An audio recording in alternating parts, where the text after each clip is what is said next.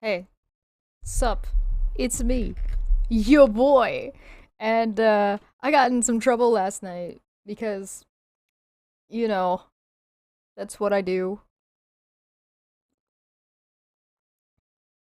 I'm not mad about it. Also, bearded heretic is absolutely correct. We're gonna nerd out and talk about how nerd shit is nerdy and unfair. Oh no, I said shit in the first 8 seconds. Ah, I'm boned. I'm boned. I'm boned on YouTube, guys. That's the way the new algorithm thingy is working, or something or another. Whatever. It's fine. Whatever. Listen. I'm having a day. I already having a day already. Don't get me started. Don't get me started. Except okay, let's get started. So I'm gonna go a little bit quicker today than average because I have a couple of things I want to talk about. One of them definitely being some guy who wanted to respond to Dapper about young Earth creationism who got wished a Merry Christmas by Kent Hovind, not knowing what the word neutral meant. But we won't talk about that one today. I just wanted to acknowledge that that happened. This guy's like, yo, debate me in my comment section, bro. It's really bizarre. I am tiny. I am tiny. This is a normal sized cup. Okay. Um First off, let's start with what I got up to yesterday on Twitter because I did get into a little bit of trouble. Of course, it's related to Keemstar because why wouldn't it be? So, there's this tweet going around, or this story, I guess, going around with all the nonsense surrounding Logan Paul because there's always lots of nonsense surrounding Logan Paul because the man is absolutely just nonsense, which is fine. He's allowed to be nonsense. But this one in particular is Keemstar, and we're a little bit tentative when it comes to Keemstar because he does like to shit stir. We know that. That's okay. Um, Logan Paul's pig Pearl was found sick and left to die in a field next to another dead pig. The pig was just rescued by the gentle barn. Um, so good that the pig's okay. Good, like great. How much this has to do with Logan directly, who knows? Went to try and verify, was not able to verify. And that's the thing I want to talk about real quick before we get into 1D&D. I promise we'll get there. I just really, really wanted to touch on this because it was just it was such a bizarre situation. Oh, Res for 100, lost monetization prevention program activated. Res, you're a sweetheart, and I love you. Okay. So, so this guy said, I'm guessing Kavos. I didn't know who this person was before, like last night, I guess. I'm guessing that Logan rehomed the pig when he moved to Puerto Rico, and the new owners abandoned her? Question mark. Yeah, because he's such an upstanding human. Get bent. So immediately people are like, we don't trust Logan at all. So he's immediately top tier suspect. We're not gonna assume anything about him being the reasonable person in the scenario that's being presented to us. And I think this is fair. Maybe jumping the gun a little bit, but I think it's fair. The guy said, get bent. It's facts he rehomed it. So me being the sassy pants that I am, you guys see what's wrong with these two things? You see what's wrong here? What's happened? I'm just gonna do this real quick. There we go. There we go. There we go. There we go. Okay. You guys notice the problem here? I'm guessing that Logan rehomed the pig. It's facts he rehomed it. You have gone from point A to point B with nothing in between. So me being sassy McSassy pants, I'm guessing that it's facts. Surprise, surprise. Right. So this man responds with like the most absurd shit. So he says, yeah, I found out after the tweet he got rehomed. Are you that dense? I'm sorry, where between point A and point B here am I supposed to know that you got additional information that you decided not to share?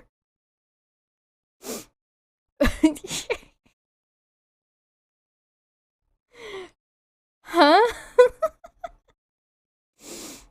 So, of course, the conversation continues. I said, might want to throw a citation in there then, bro. At this point, I was like, he says, yeah, it's in my video and it's well known. Well known For who?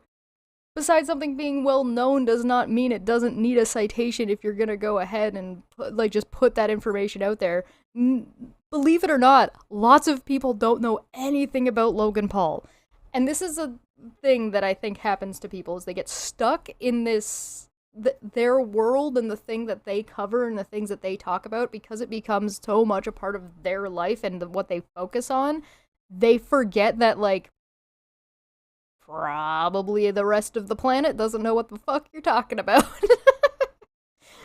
The internet is a small and large place at the same time. The internet is massive, meaning your small bubble. Sorry, dude. So at this point, I clicked on this man to find out who this guy is, because he's like, oh, he made a video. Oh, he's got a check mark. I forgot that those are supposed to mean something on Twitter. So I went and looked. He's got a business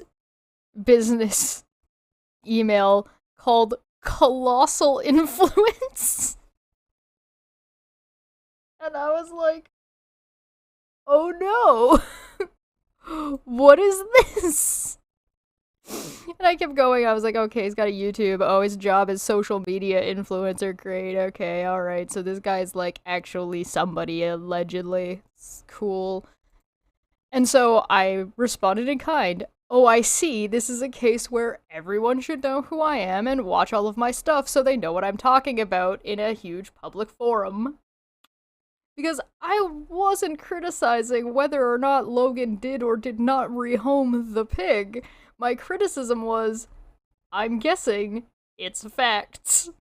Because you're responding to somebody's criticism of your depiction of assuming, like, granting a degree of charity to Logan that they don't think he deserves, right?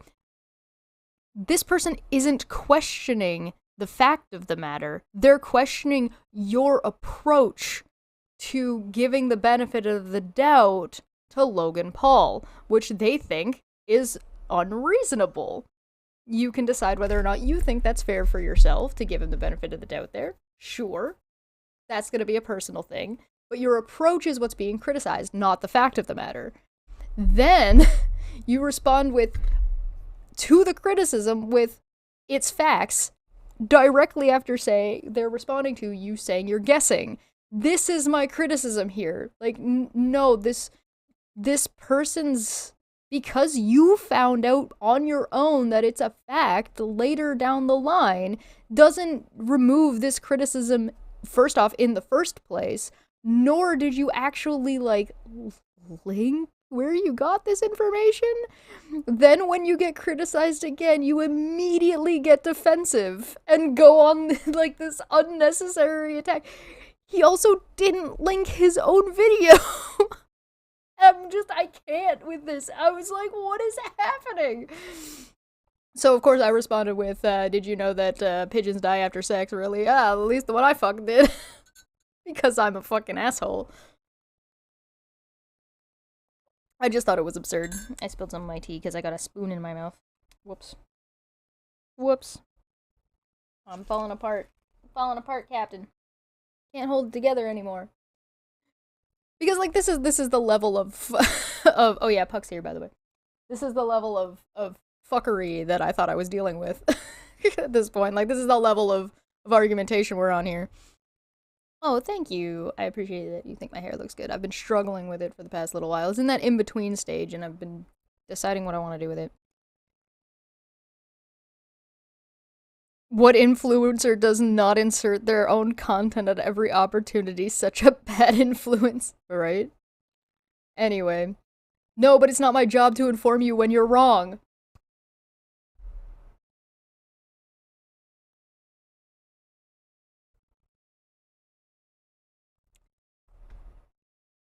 Who was wrong at any point in this thread so far? Please tell me where the wrong part is. 'Cause he's not wrong for asking this question. This person isn't wrong for being critical of the way this question is being approached. The only thing that's close to wrong here is this response. without is like this response and this response. Not because they're necessarily factually incorrect, but because they're not communicating in an effective manner, which as a media influencer you would think would be your specialty. There's no wrong in this situation. There's appropriate, inappropriate responses to criticism. And not understanding the criticism, that could be what would be considered wrong. But from this point of, oh, it's not my job to correct you when you're, to inform you when you're wrong. Also, Chad, of course, responded with your, because he used the wrong your, but yeah, I do that all the time. Inkboy said, Dapper fails to start his stream. Can this be a drinking stream instead? Please, pretty please. Yeah, sure, bring a drink. Absolutely. Come on by. Come on down. Of course, I'm just responding to this with, yet here you are, because I didn't go into it. I'm not going into this on Twitter. It's just not, it's absurd. And I think this is just important to talk about a little bit, simply because of the way this has been handled and approached by, this is like supposedly a big creator, right? So, it's not my job to inform you when you're wrong, except like your video, which did end up coming through, that's going out to 1.25 million people, is giving people facts and telling them what's going on. So maybe when you make that your job, it is in fact your job to inform people about things in general. Maybe not a particular individual when they are incorrect, but you seemed perfectly content with coming in and saying that I was wrong about an argument I wasn't making. And also do the same thing to this person. It's this weird, like, if you're gonna be a journalist, and you maybe might want to get a bit of a thicker skin. Nobody was mean to you. Anyway, I, of course, threw in imagine looking for a citation for information that you're putting out is a bad thing. Right? And Manya went through and actually watched the video, but before we get there, this person made a really, really good point.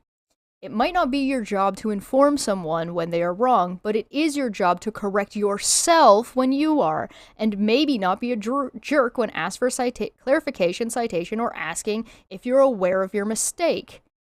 Yeah, and if I was wrong, I would correct myself, but I'm not, ?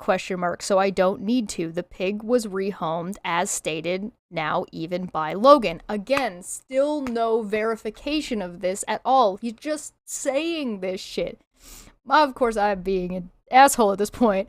Yes, we know that you're not going to give citations, your citations video or otherwise, and yes, you've missed the point. Reiterating what you said doesn't make the screenshot of how you said it or what you said or this convo thus far any less stupid. Literally could have just linked your video. The thing was, is if he had said, oh yeah, no, I found this, I found it after the fact, or you dense, here's the information. Great, that's fine. Throwing out that I'm dense is fine, I don't care. But if you could have just linked your video right out the gate. I said, oh, P.S., if you're talking to people that don't trust Logan, using him as a source is probably not going to be the most convincing thing, just a heads up, because that was the initial criticism. Now he comes in and says, you think I trust Logan? Literally no one said that. You're the one who cited him as a source. Nobody said this. Where is this coming from? Nobody said you were defending Logan. Nobody said that you trusted Logan. Nobody said any of these things. This guy is just like just imploding in on himself and just arguing all over the... This is what happens when you get defensive. And if you're gonna be a journalist, and if you're gonna try and cover situations... it's hard to believe the pig was it isn't hard to believe the pig was rehomed when he moved away. I dislike Logan a lot, but I don't see him abandoning a pet like that. So what? That's like your fucking opinion, bro. That doesn't have any weight on whether or not people trust the words he says, or people who have been potentially thrown under the bus through the scam that's happened and lost hundreds of thousands of dollars. think that they thought that he was gonna take care of them too and his audience, and he didn't. So your fucking opinion ain't worth shit here about something no one is saying. No one is saying it's hard to believe that he rehomed the pig. That's not the criticism that you're getting, and you can't understand that. Go look for your citations here if you need. Why is citations in quotes? Of course, here I am. Why are you putting your citations in quotes around your own work? As if it's not the citation you claimed it to be. As if it's not trustworthy. I don't know why you would do this to yourself. And so, it's just bizarre. And I didn't get notifications for a lot of these comments, right? So I didn't even see, like, this stuff. I don't know why anyone tries to jump you all the time. You didn't even say anything bad. Nobody's jumping him.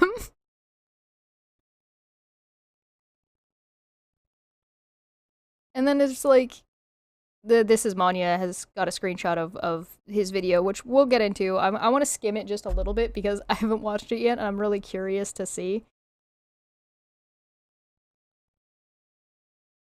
Yeah, imagine trying to inform someone of something so they won't be wrong, and then getting angry when you're so bad at it that you don't provide a citation to your own thing, so instead of informing, now you go, yeah, throw a confusing baby fit about how your work is well known. It is strange. It is because the thing is, at the end of the day, if you want to get technical, he got something wrong too because he was asking a question, right? So I'm guessing this, and that the new owners. So this is a statement. Then this is the question. Her new owners abandoned her ? I'm guessing Logan rehomed the pig when he moved to Puerto Rico. Right? And this is a matter of sentence structure, and we're not going to get into the nitty-gritty of sentence structure because it's Twitter and nobody cares about sentence structure on Twitter, and it's fine. But the incorrect thing is you're guessing that Logan rehomed the pig. That was incorrect, because now the fact of the matter is he did rehome it. So now it's no longer a guess, it is now a fact to you, based on the citations that we don't have. But let's take a look at the actual video and see what he says, because I feel like this is... I clicked on this video and went, oh no. You have a big-ass glowing subscribe button in the back. Ay, ay. So let's take a look. So at the moment, we are still waiting for Logan Paul's third response video to the CryptoZoo situation with CoffeeZilla. CoffeeZilla is... Why is the audio and video off? Is that just on my end? What the hell? Also delayed his response for Logan to give his other response. However, within the time it has taken for Logan to release his response to this controversy, a whole new controversy has come out about Logan Paul. Now, if you remember, Logan Paul bought what he thought was a micro pig called Pearl. This video came out 20 hours ago. So this whole big controversy happened in the whole big controversy that happened between all this time he's presenting is 23 hours ago. And then his response saying he figured it out was 18 hours ago. So this whole big controversy lasted a total of maybe 2 hours.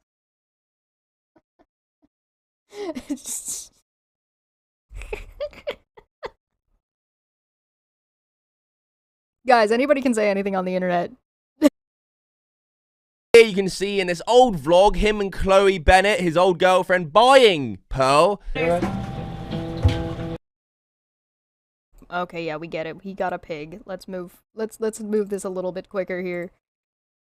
Oh my god. I want to name the pig Pearl Bingo. He assumed it was a pig that was going to stay small forever. Micro pig. No. The pig grew into a full-size pig, as you can see here, of pictures of Logan with Pearl. The pig became fucking massive. Not a micro pig. However, we see pictures of Logan looking after it, videos of him taking care of it, so he seemed to love the big fucker anyway. Well, today...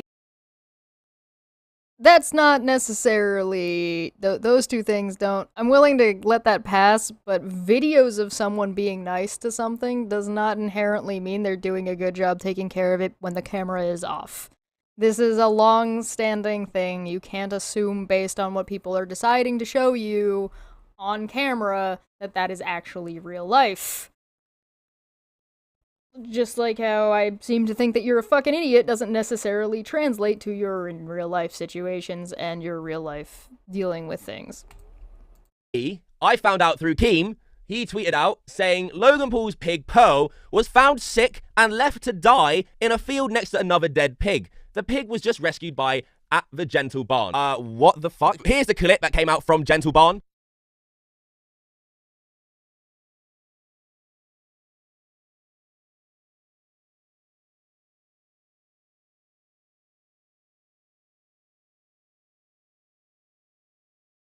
So there isn't even actually reference that the audio's muted on this. There isn't actually reference to this whose pig this is. She ended up abandoned and scared. Okay, yes. Poor Piggy. Piggy is okay now. We don't have to be sad for Piggy. Piggy is alright. Okay, yes. Oh my god. Okay, so they named the pig Pearl, so they And here is the caption that went along.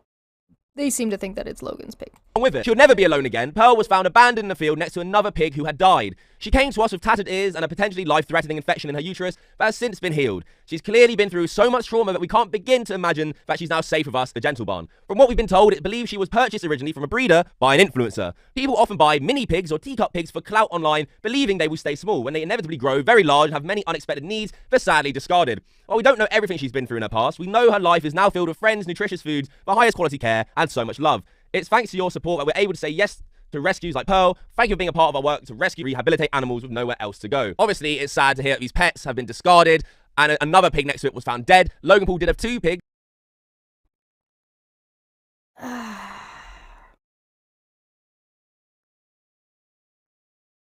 News, everybody. Pig found is okay. I don't understand what about what about this is controversial.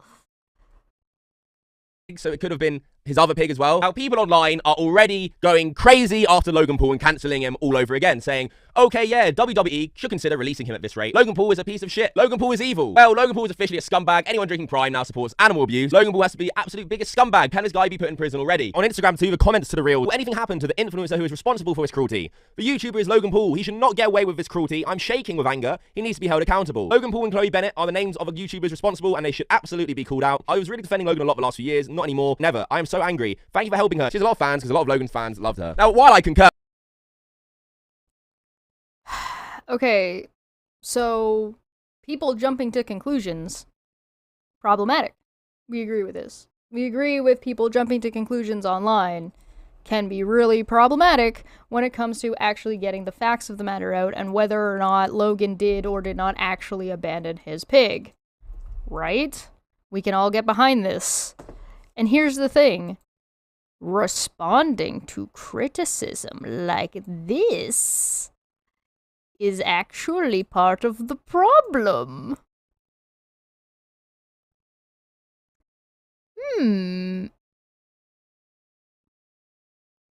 Logan Paul is a fucking scumbag, but that's more for the crypto zoo stuff in my opinion. However, if you look into this story a little bit deeper, because on the surface level, sure, I completely understand why people would instantly go after Logan, especially now when he's right. I think he just said that Logan Paul is more of a scumbag for the crypto zoo stuff than this alleged pig incident. I mean, I don't know if you want to lead with that. You might want to lead with you don't think he actually abandoned the pig first, because now people are going to think that you think scamming people for money is more of a problem than the abandoning of a pet to die in a field. Okay.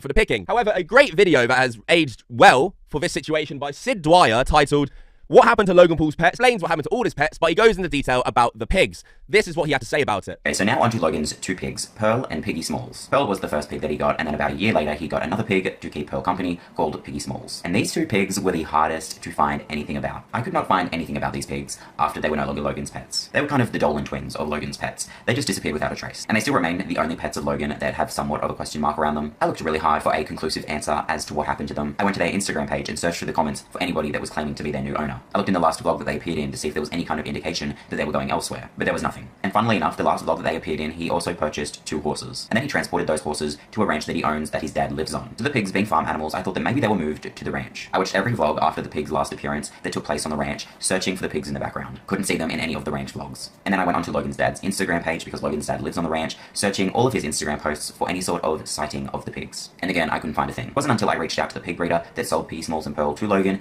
that I got some kind of answer for what happened to them. So when I asked them if they knew what happened to Logan's pigs, they basically said that the pigs were still both together and that they were good, but they aren't with them. So Okay, so this is where we think these pigs went to. Hi, no problem at all. Again, I really don't like that we're not seeing... Like, this screenshot's not great. I really would like to see, like, a header or saying, like, who this actually is to reference, like, just so we can actually have a better screenshot so we can see who's talking to whom and such, but... Hi, no problem at all. I am not sure I'm allowed to say anything. Okay. I personally won't say too much just because I want every client to have privacy regardless of status, but I can say both pigs are good and still together. They are not with me. Hope that helps. Take care. That doesn't tell us a whole lot. That just says the breeder doesn't have the pigs, both of the pigs are together, and the last they saw them, the pigs were good. That doesn't say whether or not the breeder got the pigs back, whether or not like he's still referring to Logan having the pigs or somebody related to that. This is very almost no information at all. Still both together and that they were good, but they aren't with them. So probably someone in the LA pig community are looking after the pigs. So yeah, we don't know exactly where the pigs ended up, a lot but we of know assumptions. that they're good and that they're together. When Logan Paul moved out of the US, he rehomed, it seems, a lot of his animals. He also rehomed the pigs. So the pigs have been rehomed, and it was another owner who actually abandoned Pearl and left her in such a horrible state. So Logan Paul didn't abandon the pigs. The guy mentioned the horses went to the ranch where Greg Paul is. If the horses went, maybe the pigs could have gone too. However, I do believe Logan Paul had the best intentions by rehoming them to someone in LA, probably in California, who wanted them, clearly. And whoever abandoned them like this is an absolute fucking scumbag. Now, only Logan Paul knows who these people are who actually took Pearl in. I'm sure he couldn't see them Instagram reels of Pearl looking like that and have...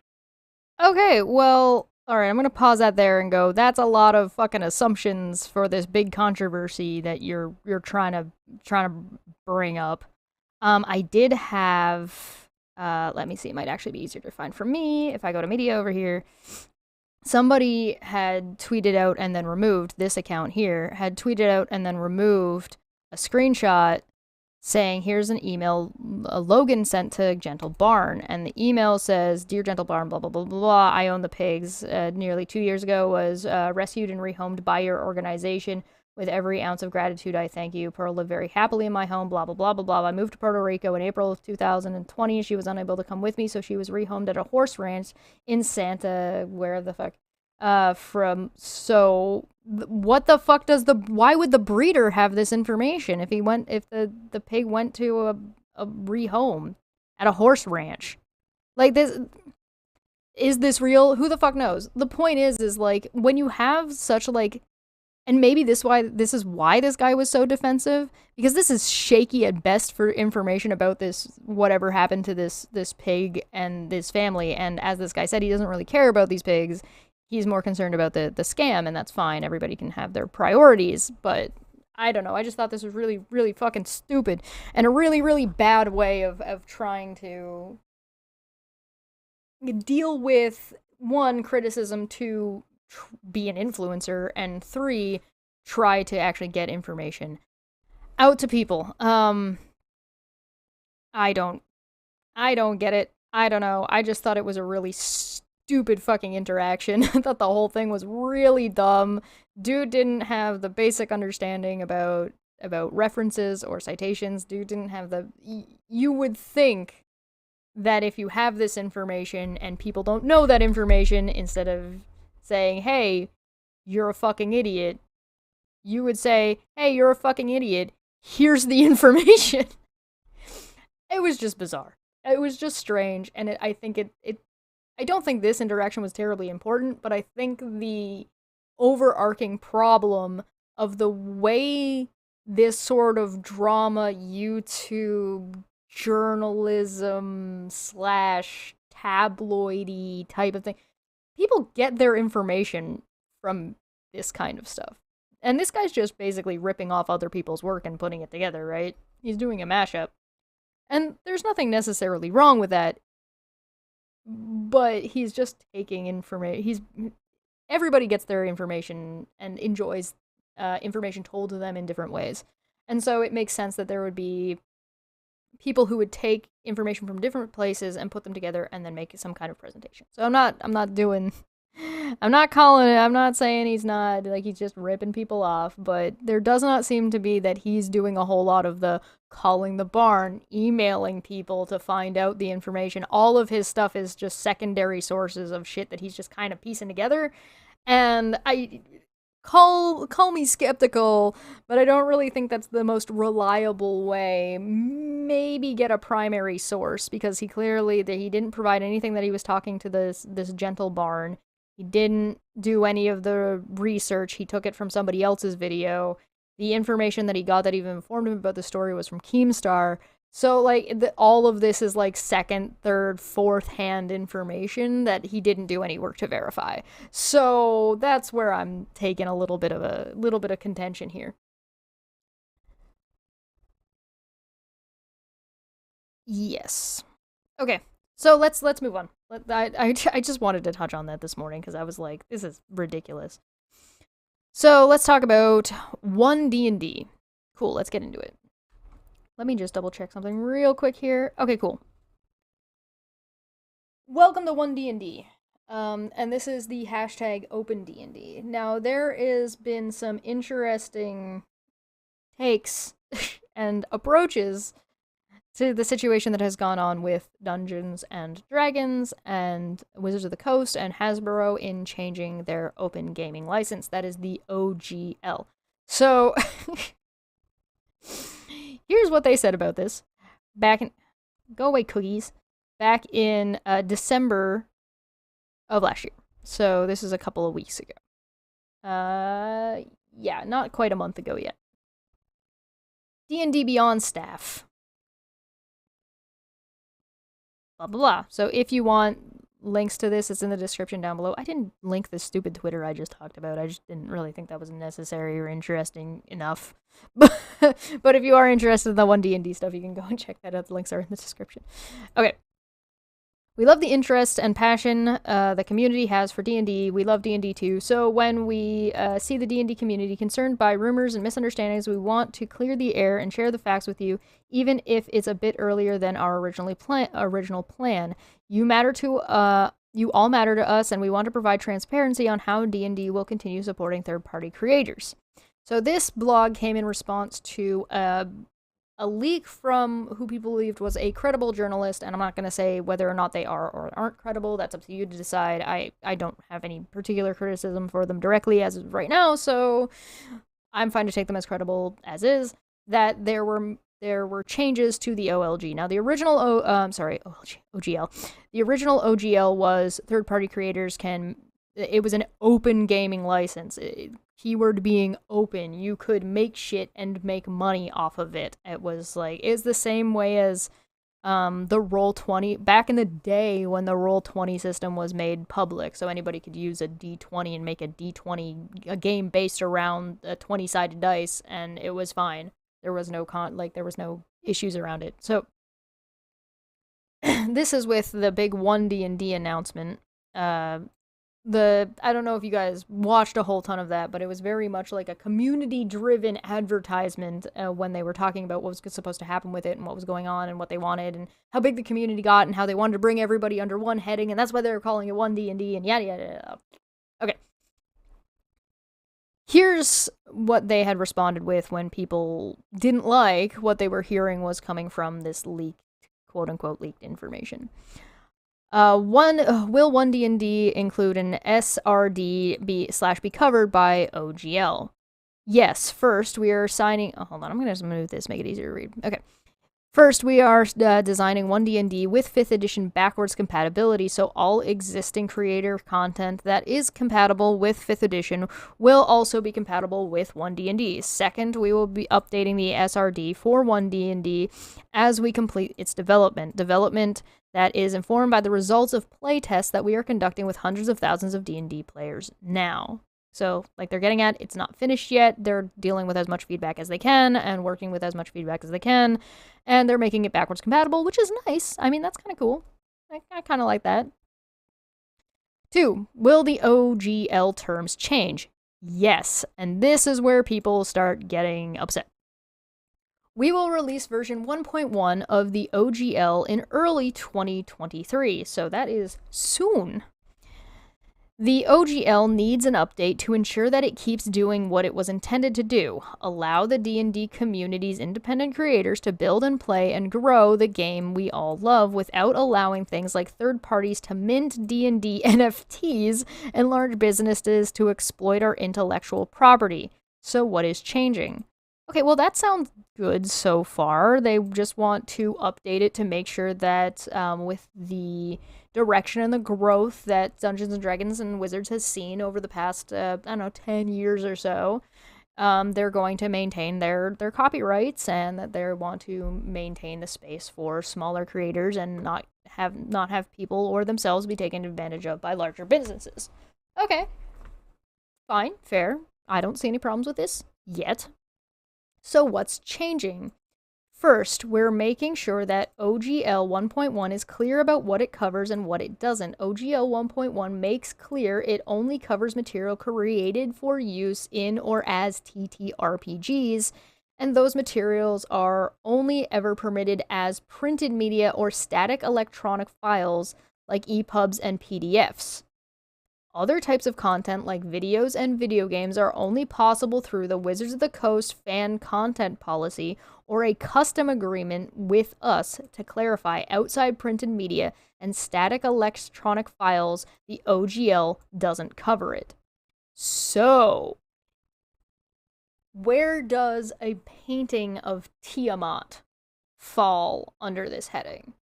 Does Dungeons and Dragons own Tiamat? Well, maybe or Bahamut, for example. Well, I would assume that there would be certain aspects of Bahamut. So, there's a lot of different Bahamuts, and that's why I picked him.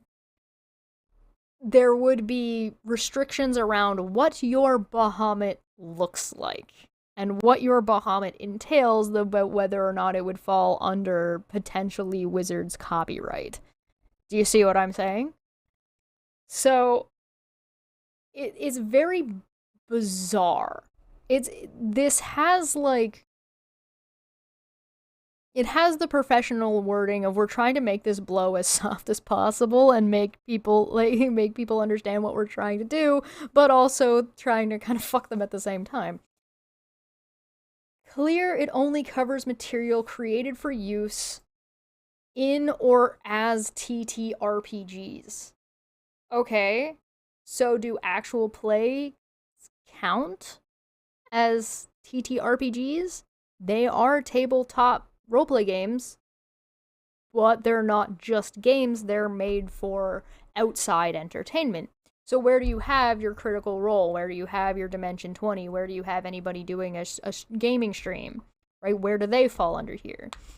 Those materials are only ever permitted as printed media or static electronic files. Static meaning you can't have a PDF that changes and grows. Right? So if I provide to everybody, let's say I go through which I've done this, I go through the spell lists, and I make a spreadsheet of all the spells, and then as a new book comes out, I add spells to it. My file isn't static. My file is updating and changing as more stuff is coming out, so it would not be considered static, right? Does everybody follow me so far? Hopefully everybody follows me.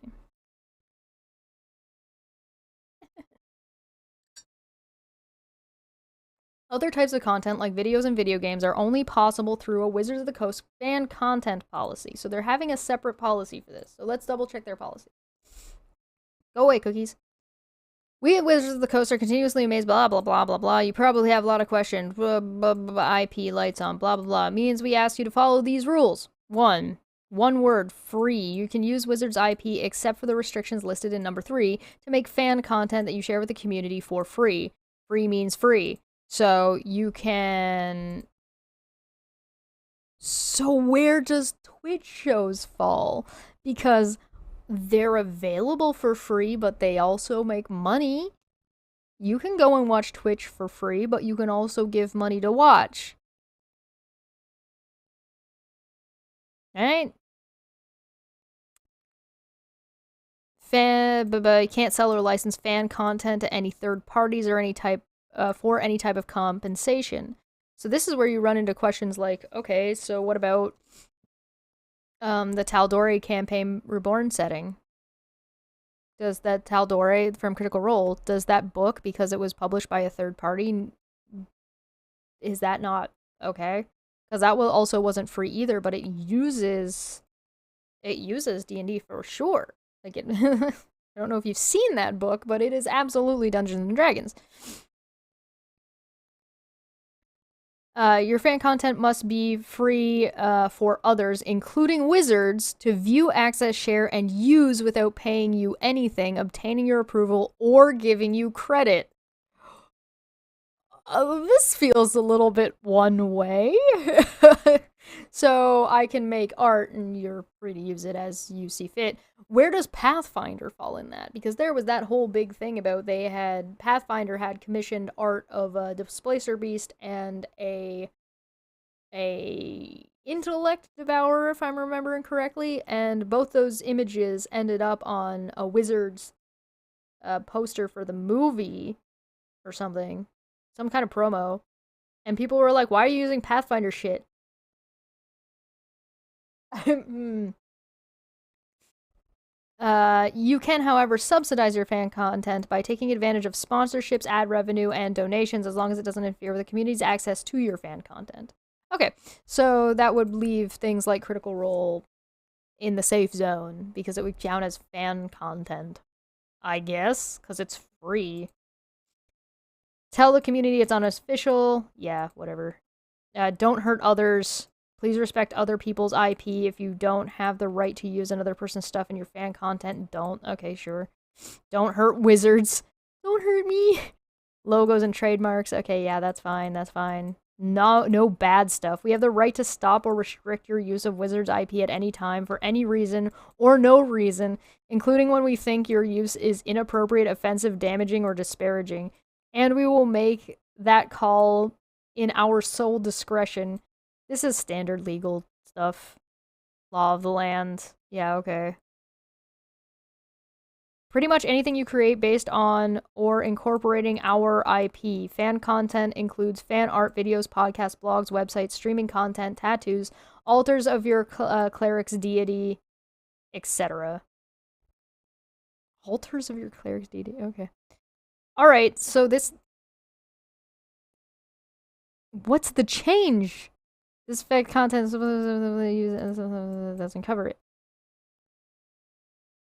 Okay, so will this affect D&D content and services players use today? It shouldn't. The top VTT platforms already have custom agreements with... Okay, you can't say that.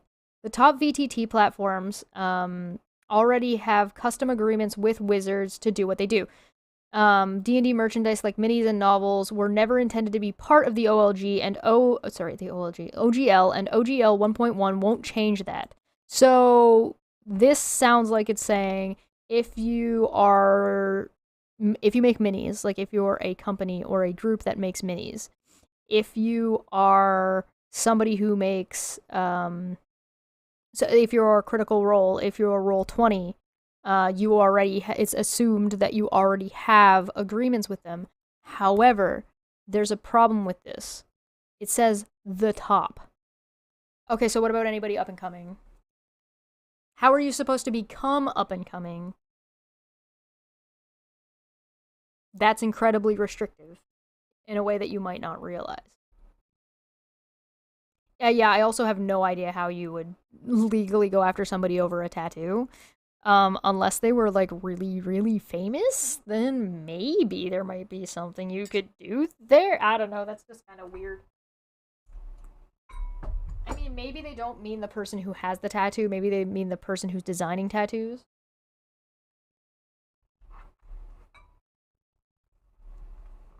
Don't mind me, I'm just putting on my tea thing. Okay. Second, we're updating the OGL to offer different terms to creators who choose to make free share-alike content and creators who want to sell their products. Yeah, what if you make dice? What does this mean for you as a creator? If you're making share-alike content, very little is going to change from what you're already used to. If you're making commercial content, relatively little is going to change for most creators. For most of you who are selling custom content, here's the things you need to do. Accept the license and terms and let us know what you're offering for sale. Report OGL-related revenue annually if you make more than $50,000 in a year. And include creator product badge on your work. Okay, so where does a DM screen fall? Because a DM screen isn't inherently Wizards, right? Like, I don't think they own the copyright to a DM screen. Like this thing. For any of you who don't know what a DM screen is, it's this thing. This is the one that comes standard, right? Like, I guess if you have this art on it, that's their art. But if you just get a DM screen made, and you get art commissioned, or what if you make the wooden ones, right? What if you're like Wormwood, and you make dice boxes and card boxes? Like, clearly a lot of that is targeted at D&D players and tabletop players and dice bags and towers. Yeah, exactly. Where does that fall in this? Because I would imagine that as an individual, they wouldn't make that much money, but as a company, they absolutely would, right? So, what do they have? You don't, like, it's a weird, like, okay, so what is Wizards IP in that case? Because Wizards IP is Dungeons and Dragons, Magic the Gathering. A card box is still just a card box, but what happens when you're, or a dice tray is just a dice tray. It can be applied to anything.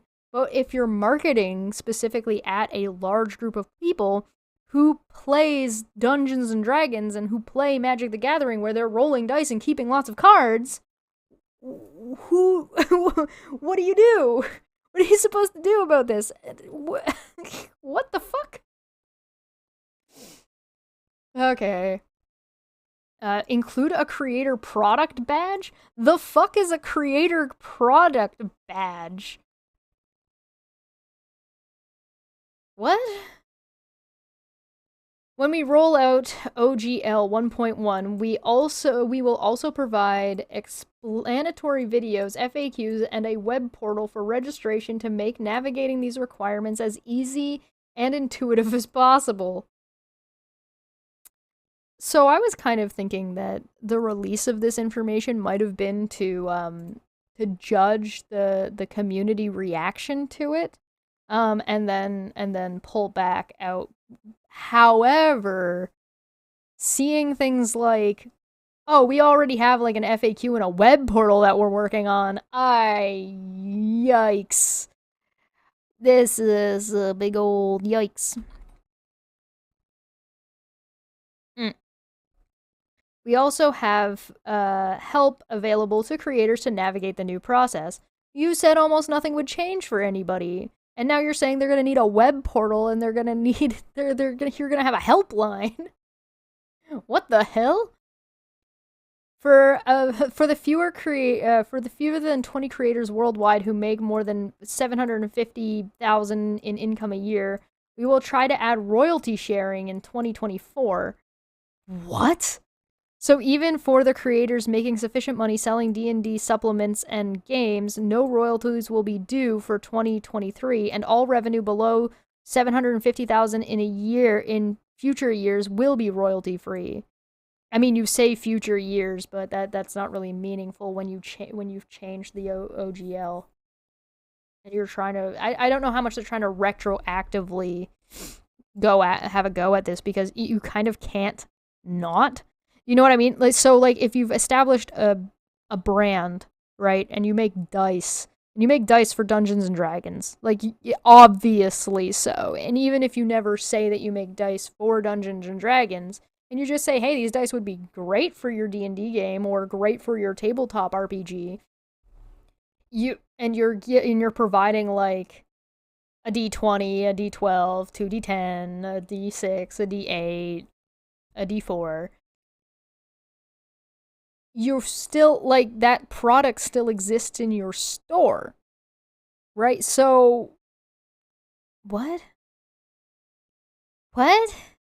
What if you crochet D&D monsters, which would be a really cool idea and somebody should do this, and you stream your creations, and then the stream is free, but the crocheting item is not. So, how does that... What if you're selling the pattern? What if you're selling the pattern for the thing you crocheted? So you crochet it on stream, and then you sell the one that you made, but you are also selling actively the pattern that you created based on this creature that is owned by Wizards.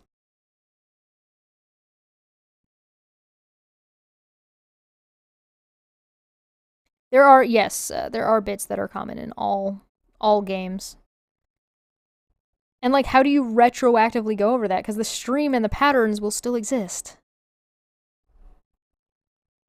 Yeah, what about commission work? What if somebody's commissioning art of their D&D characters?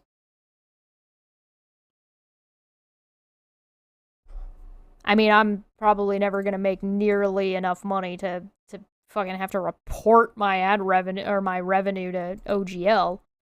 Like, that's a lot of money, and I don't do that much. I don't know if I'm ever gonna make that. It would be nice. That's like some solid revenue off of some D&D art. That would be pretty sweet, but I don't expect to get there. I also don't advertise it that much. So, but the thing is one of those situations where $50,000 is like a lot and not a lot. So it kind of depends on what you're doing. Like, most podcasts aren't going to be affected. But you're talking about people who have made, and this is why it's so concerning to, I think, a lot of people, is that this is about people who have made a job out of this. And so $50K in a year for a job is mid to low tier. Right? So they're basically covering everybody who's been able to make a living wage, depending on where you live, a living wage off of whatever it is that they do that involves Wizards of the Coast content. I'm also going to put that in quotes, because this is kind of wishy-washy about what does cover their IP. So, what the fuck is this nonsense about $750,000 in future years will be royalty free? Fewer than 20 creators worldwide who make more than $750,000 a year in income in a year, we will add a royalty starting in 2024. So that royalty is going one way, by the way. Because if you make wizard stuff, you have to make it for free, or you pay royalties on a specific amount. How are you supposed to...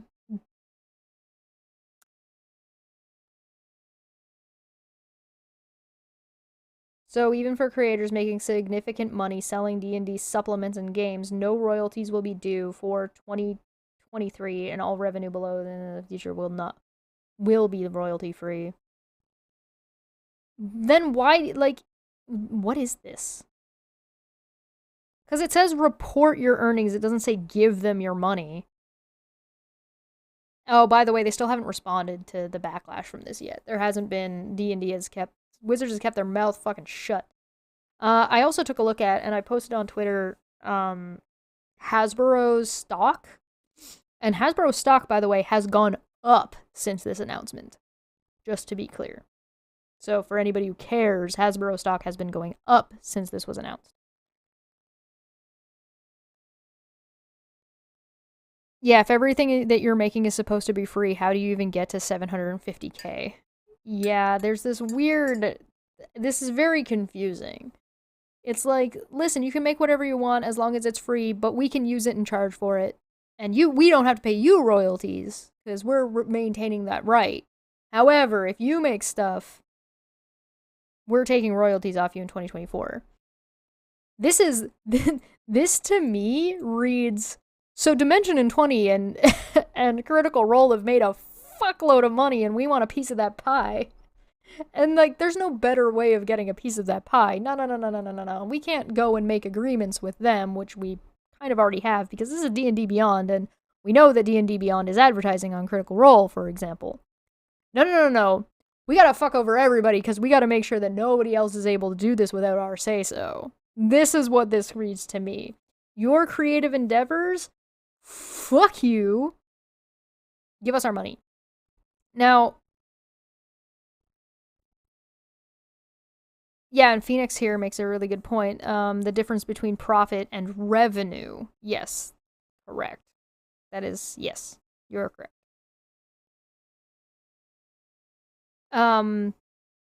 Please divulge what your stocks are, so we have potential conflict of interest. Yeah, stocks with all the money I have. Guys, I have so many stocks. Okay, so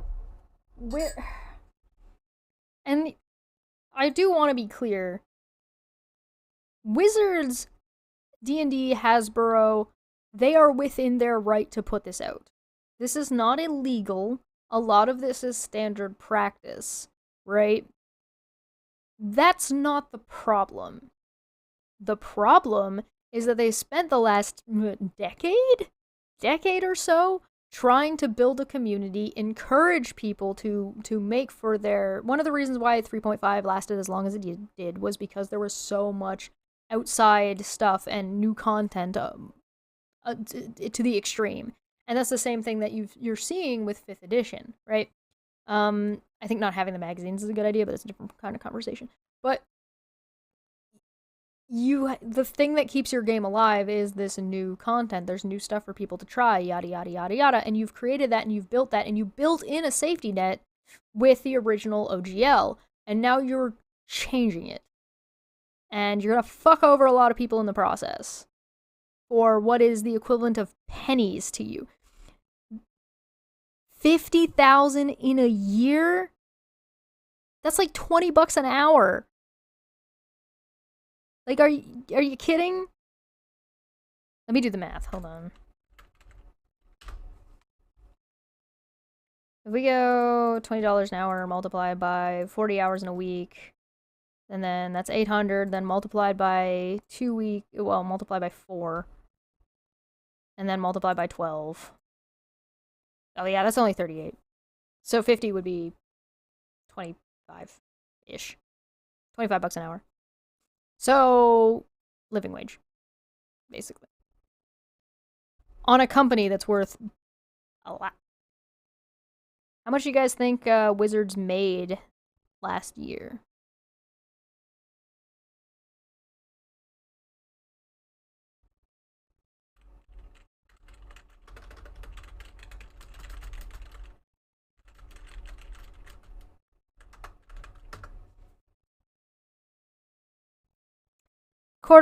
Second quarter of 2022 to 528.3%. Hasbro's total sales went up 1% to 1.3 billion. Second quarter of 2022 with net earnings of $142 million. In a quarter, that's not a year.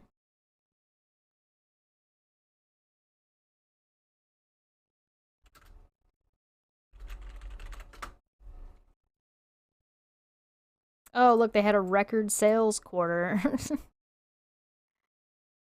Opening profit of 53.7% sales. Magic the Gathering, Wizards of the Coast had a blowout second quarter with a record sales quarter and opening profit over half of every dollar sold. Hasbro revealed that its quarterly earnings report, Wizards of the Coast sales were led by the tabletop gaming, which was up 15% over quarter 2, 2021, led by Magic the Gathering, which was up 11% across the platform. For the first time, every major Magic the Gathering set this year has garnered over $100 million in sales to Hasbro, the company said in its earnings release. Magic the Gathering sales are up 10% year to date and make up 70 to 80% of Wizard of the Coast sales, according to the CEO. Yeah, that makes sense. Operating profit for Wizards of the Coast and digital gaming segment was eye-popping 53.7% of sales versus a very healthy 47% in the year quarter, 40% last quarter. That brings the operating profit, not revenue, profit, to $225.6 million, which is almost double last year.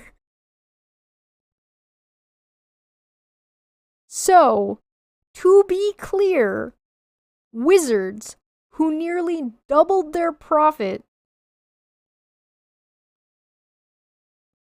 in a year, are like, bro, we need access to your $50K in revenue that you make per year.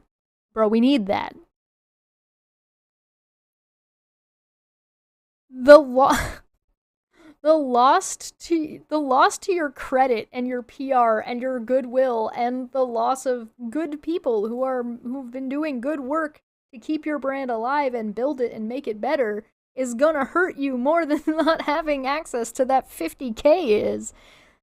They also don't say like what they're doing. It could be that they just want to know what people are making money in so they can help build things that will help them and the creators. Like, for all we know, this is just really dumb. Maybe this is all just a big misunderstanding and they just want to know who's making that much and what they're making so that way they can assist and help promote and know where to drive the train. But then it wouldn't be part of the open gaming license. It would be part of something else, wouldn't it? Okay. So let's take a look at... So this is hashtag OpenD&D. And let's take a look here and say, Wizards of the Coast wants to dismantle the tabletop industry. We need your help to stop them. 5e compatible. What is OpenD&D? An open letter to the Open Gaming License to Wizards of the Coast. What is the Open Gaming License? The Open Gaming License, OGL, is a legal framework that allows creators to use the rules and ideas of role-playing games in their own works, initially released in 2000 by Wizards of the Coast. It has become a pillar of the tabletop gaming industry, fueling the popularity and accessibility of games such as Pathfinder, 13th Age, Dungeons & Dragons 5th Edition. The OGL has done more to foster creativity and innovation in the tabletop gaming ecosystem than any other element, by allowing creators to use and collaboratively build upon core mechanics and concepts of existing games. The OGL, I keep wanting to call it OLG. The OGL has created a wide variety of new games and game products ranging from minor independent releases to large commercially successful titles. So, for any of you that remember back in the day, all the tabletop games had to use different words. So you might still have your 6 core stats, but they would all be called different things, or you'd have one of them missing, or so all of the systems had to be different. One of the best things is having all of this be cohesive. So if you jump from one game to another game, you don't have to learn a whole bunch of new rules. You don't have to learn a whole bunch of new terms. There's not a whole bunch of new jargon just to keep within legality. Everything can be succinct and similar in a way that allows for people to be able to build and play and do more and play more games, thus allowing for larger profits for everybody involved. And so losing that is going to be really, really sad because it's going to be a pain in the ass to learn anything because you have to learn a whole new system every single time you want to play a goddamn game. And people are busy, man. In this economy. Ugh. However, Wizards of the Coast has announced an updated OGL version 1.1, an attempt to dismantle the entire RPG industry. This new license intends to completely revoke the old OGL. Like I said, how is this going to apply backwards? A perpetual license designed by Wizards of the Coast themselves to be irrevocable. Yes, they're trying to take back something that they put out as a matter of good faith that was intended to stay. It was intended to be a mainstay, and so now they're trying to take that back. Nothing about this new license is open. It chokes the vibrant community that has flourished under the original license. Remember when I said the word top was a problem that the top people already have? So this shouldn't change anything for anybody. It literally changes everything for anybody who's not at the top or not at the bottom. Everybody in the middle or anybody trying to grow, this is incredibly stifling. No matter the creator, what happens to TikTok? What happens to people who are making money off of TikTok? And selling, like, products that are D&D related, like a D20 staff.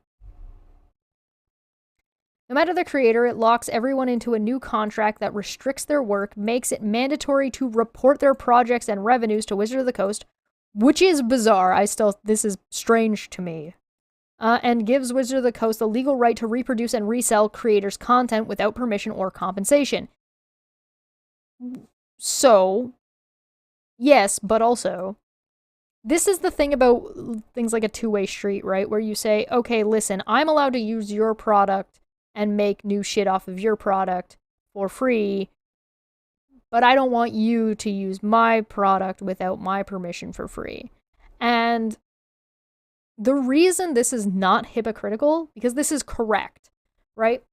The reason this isn't this is not hypocritical is that Hasbro is fucking massive.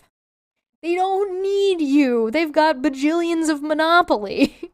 You want more Monopoly? We got more Monopoly than you can shake a stick at. There's more fucking Monopoly than there are living in Northern Ontario.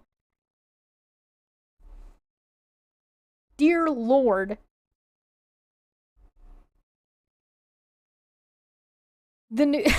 That's why this isn't hypocritical. Just to be clear, because I think that people would probably say, well, you want to use Wizard stuff for free, but you don't want Wizards to use your stuff for free. And it's like, yeah, because Wizards is fucking huge and they don't need my fucking money. Like, you kidding? The new license can also be modified with worse terms or terminated at any time without any recompense by creators. Yeah, so they hold all the cards. The largest creators in the industry, Wizards of the Coast is imposing an impossible tax of 25% based on their total sales above $750K, not profit. Yeah, yes, this is total sales, not profit. So this is excluding operating costs. So generally, for anybody who doesn't know jargon for money, total sales is let's say your total sales is $100. Now, it cost you $50 to make the product. So your profit is $50. They're asking for a 25% tax based on the $100, not the $50 that you made. So what that means is that they would tax you the 25%. This is excluding all other taxes and all that other stuff. I'm trying to keep this as simple as possible. That is $100. $25 comes out of it, and $50 still comes out of it because that's your operating cost, which leaves you with $25. So they've successfully, on $100, cut your profit in half. If anybody is understanding that. YouTube, for example, super chats, they take 30% cut off of a super chat. They don't take the cut off your total, they take the cut off of each super chat. Right? Okay. This is anti-competitive, monopolistic behavior. It is monopolistic. I'll give them that much. I agree with that.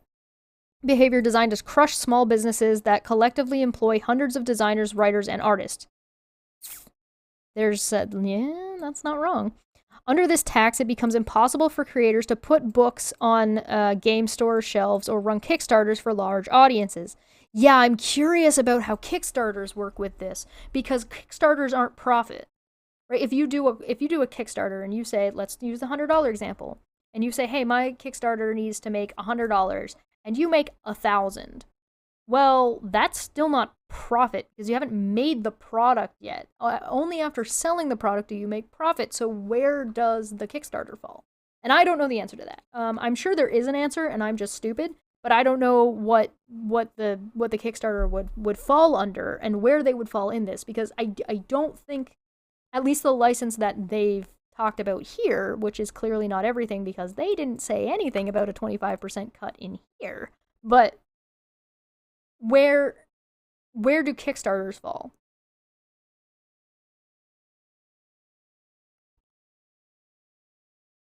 And that's actually a really good point. Levi brought up, or Levy, depending on how you pronounce it, Levi. I wonder how it will be EU compatible. Yeah, the laws are different. This does sound very America centralized, and they just have an ad not too long ago that was bringing Wizards of the Coast and Dungeons and Dragons to Japan. I loved that commercial, by the way. That was a great commercial. You doing all right there, bud? You're a good boy. Okay. Even though this only affects some companies in the space, those targeted are still tiny compared to Wizards of the Coast, which makes $1.3 billion in 2021. And that's a good point. If you've got a company that say employs 100 people and makes, after they pay everybody, and has like relatively high operating costs, because there's something that happens in business right now that I'm not a fan of, and I hope it goes away eventually, and maybe it will, maybe everything will collapse first, I don't know.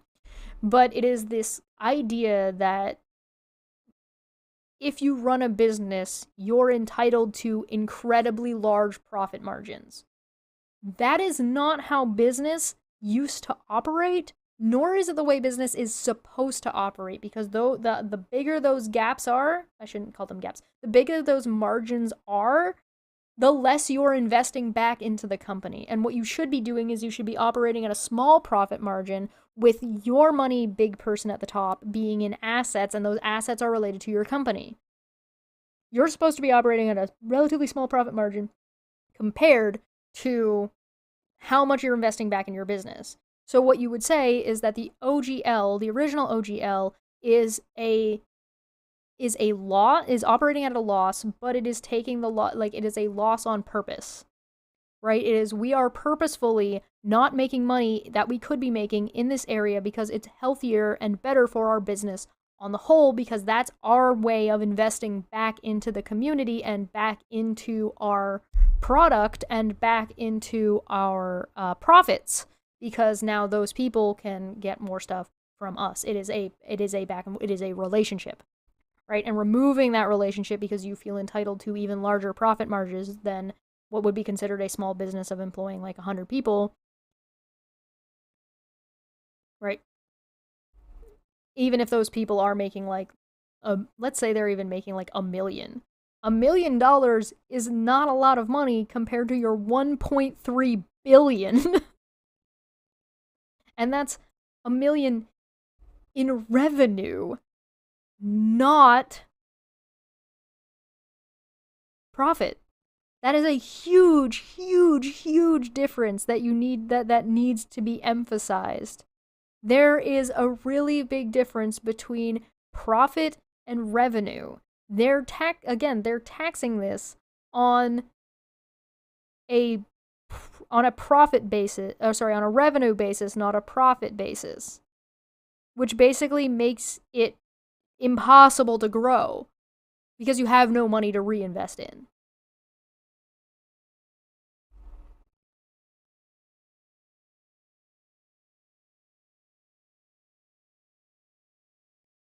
Yeah, fair enough, generic.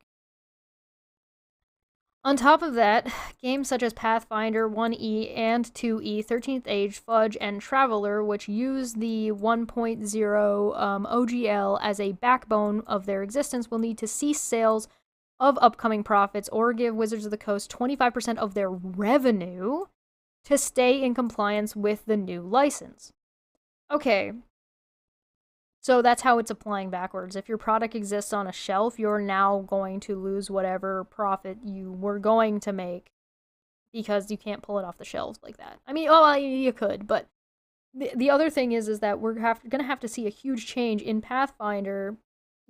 Don't be surprised to see re-releases of things like Pathfinder and 13 Age with nothing really substantially changed about the game except for like wording and wonky unnecessary nonsense to try to avoid wizards. Right? This is a big problem. This is what I was talking about earlier when you saw like tons of different games all with like wacky different systems that are ultimately unnecessary, but they're necessary to avoid copyright shit, which is what we're seeing now. Okay. Furthermore, under the new license, virtual tabletops, VTTs, cannot operate. They can no longer support OGL systems, and creators can no longer release modules and adventures on popular digital media platforms such as Foundry, Alchemy, or Shard. Okay, so what does this mean? This means, or what they're saying here, is that if I write a campaign, so like that Halloween campaign I ran, the little one-shot, if you make one-shots and you build Maddie, our DM for Guns, Magic, and Steel, wrote Oops All Clerics, you would not be able to publish that on a website because that website can no longer run, because that website has to now give X, Y, and Z back to Wizards of the Coast or is unable to operate, period, because that you guys writing and making characters and NPCs and all that stuff is making them a profit even if you're doing it for free. You don't have a place to post it anymore. You see what I'm saying? There's like a whole chain here, right? So let's say, this is why it's called a pillar. So let's say you've got a pillar, right? And that pillar is holding up XYZ things. And if you take away a piece of this pillar, a piece of this structure, then everything on this side of the structure just crumples. Right? So there's just chains and chains and chains of people that are people that work regular jobs, people that are, I wonder if it's a double dip.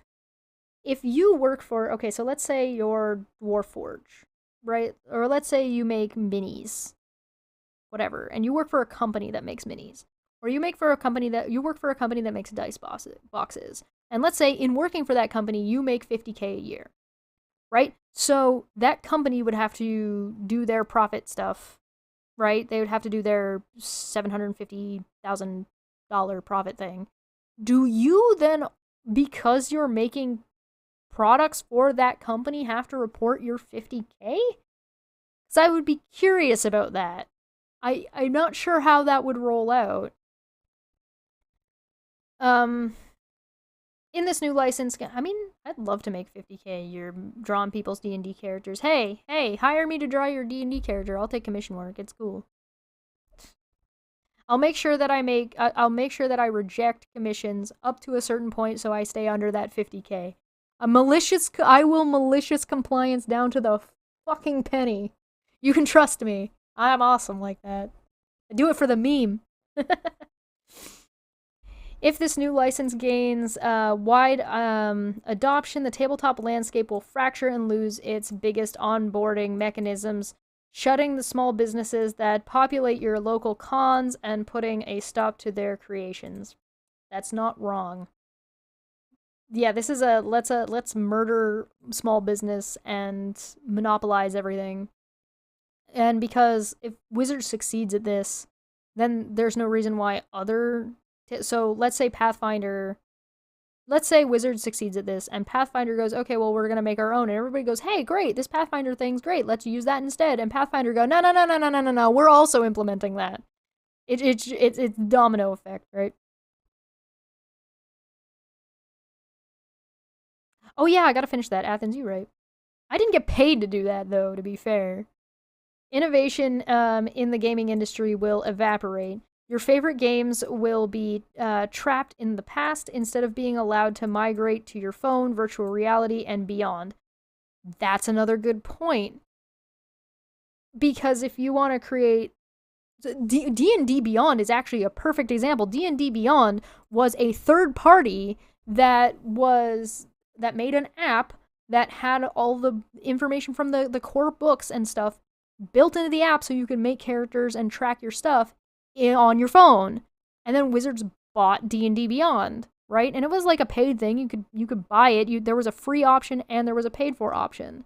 The D&D Beyond under the new OGL, D&D Beyond would not be able to exist because they wouldn't have they would have to report their record, like report their project and their money, and like they wouldn't be able to succeed or live, because ultimately what would probably happen, which is what Wizards did, is they bought them. So if you have to report what you're doing, and when you start making a certain amount of money, you have to report that, and then when you start making a certain amount of money, you then take a 25% tax and then on top of that, you have to, they can just take your product and remake it and then tell you have to stop. This is a domino effect of fucking bad ideas. My god. So like, to put this into perspective, D&D Beyond does a bunch of work and puts together their app.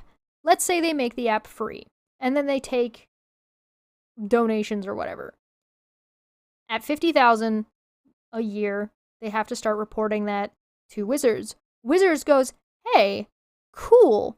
Maybe they even promote it. Then they reach 75 and they've succeeded as a business. They are now making money. Then Wizards goes, cool. Give us a percentage of that money you're making. And D&D Beyond goes, okay, no problem. Here's your percentage. Then a year goes by. The app is stabilized. Or a year goes by. People are using it. And Wizards goes, you know what? We've got a product. It does everything that D&D Beyond does. Hey, D&D Beyond, cease and desist. Then they didn't have to buy it. Funny. Funny thing, that.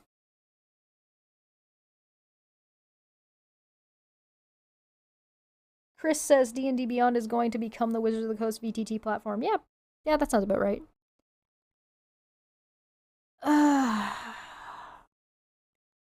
So, like, under this setting, under the setting that they're setting up now, D&D Beyond would not exist. And they wouldn't have any virtual tabletop anything, because why would they? Because that wasn't something they were investing in. What they're doing is they're like, hey, listen, you guys take all the risk and all the creating, and also give us all of your money, but also we're going to take your product away from you once you've established that it was successful. And not have to pay, and we can just take it. Diversity in the industry will shrink away as products from marginalized creators are effectively written out of the future. We expect Wizards of the Coast to attempt expensive and legal lawsuits to enforce compliance with their new agreement. Even if they aren't successful in court, they were irrevocably. That's not what that says. No, that is what that says. Irrevocably damage the tabletop industry. Yeah, I'm curious to see if they're going to do lawsuits, because even if they don't, like they said, even if they don't win, it's about throwing money around, and they have the money to throw around to bully people with, so. Watsies. This is like some PepsiCo shit. That's what this is. This is some Wizards, don't act like Nestle. Open D&D is a rallying cry under which creators and fans have unified to demand that Wizards of the Coast revoke the draconian 1.1 OGL and pledge to support the existing 1.0 OGL into future editions of their game. This isn't an opportunity to legislate and tinker with a new license. This isn't an opportunity to litigate and tinker with a new license, but return to the values of open gaming. Our community deserves an open future if we want our favorite games to not only survive but thrive. If you're a creator, #don't sign the new agreement. If you love role-playing games, let Wizards of the Coast know we won't support them without an open D&D. Wizards of the Coast has shown that they are the dragon on top of the horde, willing to burn the thriving village if only they get a few more gold pieces. It's time to... Cute analogy. Who wrote this? Adorable. It's time for us to band together as adventurers to defend our village from the terrible worm. well written. Whoever the author was of this, I assume it was a couple of people working together. But it doesn't say who. I understand why they might not want to say who was the author of this. That's totally fair. But they make good points, and Wizards is going to ultimately this is a problem that you see in a lot of business is long-term versus short-term, right? Short-term profits are better than long-term investment, which will net you more money in the long run because money now is more valuable. It's not. But it's a bad move most of the time. So this to me is short-term, very short-term thinking on Wizards' part, especially with how successful the 1.0 OGL has been. And I think that's why they think they can dip their toes into the honeypot now, is that, like, look how successful this was, give us your money. And it's like, no, you don't understand. You want them to keep the money so they can keep making stuff that you can utilize, because there's nothing stopping Wizards from doing things like buying D&D Beyond. And buying D&D Beyond was probably a really great business decision on their end. And now some people aren't going to sell to them. And that's just something they're going to have to deal with. Welcome to the way capitalism is supposed to work. Capitalism isn't supposed to encourage you to monopolize. Now, on the other hand, Wizards is well within their legal right to do what they're doing. They are not wrong in a legal sense. Are they in trouble ethically? Maybe, because they're the ones who set up this community and now they're basically burning it down, and they're not the ones who built the community, they just set it up. Because those are two different things. Wizards is not the one who built the community. Wizards is not the one who built this diversity of different businesses and money flow and economics. The people involved who have taken that risk and invested in those things and are building those, though they're the ones doing the building. Wizards just set them up for success. And now Wizards is like, you know that success we set you up for? It was a trap the whole time. Bah! Running off, twirling their evil mustaches. Like, why would you do this? It really doesn't make any sense from, like, a business standpoint. Like, this is gonna, you're fucking yourselves. In the long term, you're absolutely fucking yourselves. Now, I had one more thing that I wanted to cover today. Actually, we're doing pretty good on time. Legally, this cannot hold in the EU. Yeah, I'd be curious, because, again, these are things that will and will not legally hold in different places. Like I said, this is very Americanized, so this is going to apply very much in America. I don't think that this is going to fly in places where there are different laws around monopolies and copyright laws, right? The copyright laws in America are particular to America. And so as soon as you try to make a law like this across the board, so, I mean, at the end of the day, if you're somebody who does business utilizing Wizards of the Coast open license agreement from 1.0, is it possible for you to move your business to the UK? And is that something that maybe as a community, the D&D community can get together and help people and businesses move their businesses to the UK? And how do you go about doing that, right? I think that'd be interesting to explore, but I'd have to talk to somebody who's more business-minded than I am. Oh, yeah, the movie! I was so excited for the movie, and now I gotta be sad about it. Oh. Oh, man. Why you gotta do this to me? Why you gotta do me like that? Okay, so here's, this is something that I wanted to touch on because I thought they made a really good point.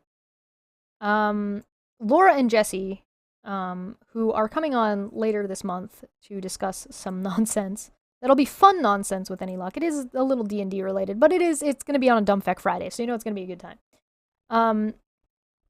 Whereas I'm going to look at what Jesse said first, and then we'll move on to what Laura had said because she had retweeted him. Just put this up there for you guys. Whoop, there it is. Okay, so just play something else. This is toxic and callous. Thousands of people are facing unemployment. people might be losing a glimmer of joy in dark times. Yeah, people definitely use D&D as an outlet or creative escapism to kind of get away from awful nonsense. Well known. Delighting in the misfortune of others and being glib to their sadness, never helps anyone. Let's be better. Empathy wins. And Jesse makes a really good point here. Saying just play something else when Wizards is doing something this complicated or this nuanced is completely missing the point. The point is that this is going to damage not just the economy, because like a large number of people losing their jobs in a short period of time all of a sudden is not good for any economy. So it's not good for the economy in general on a whole. However, it is also not good for the industry.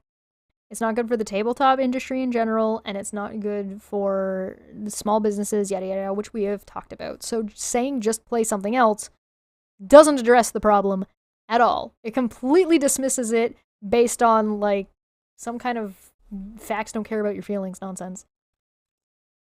So Jesse's here calling out for, like, a little bit of empathy.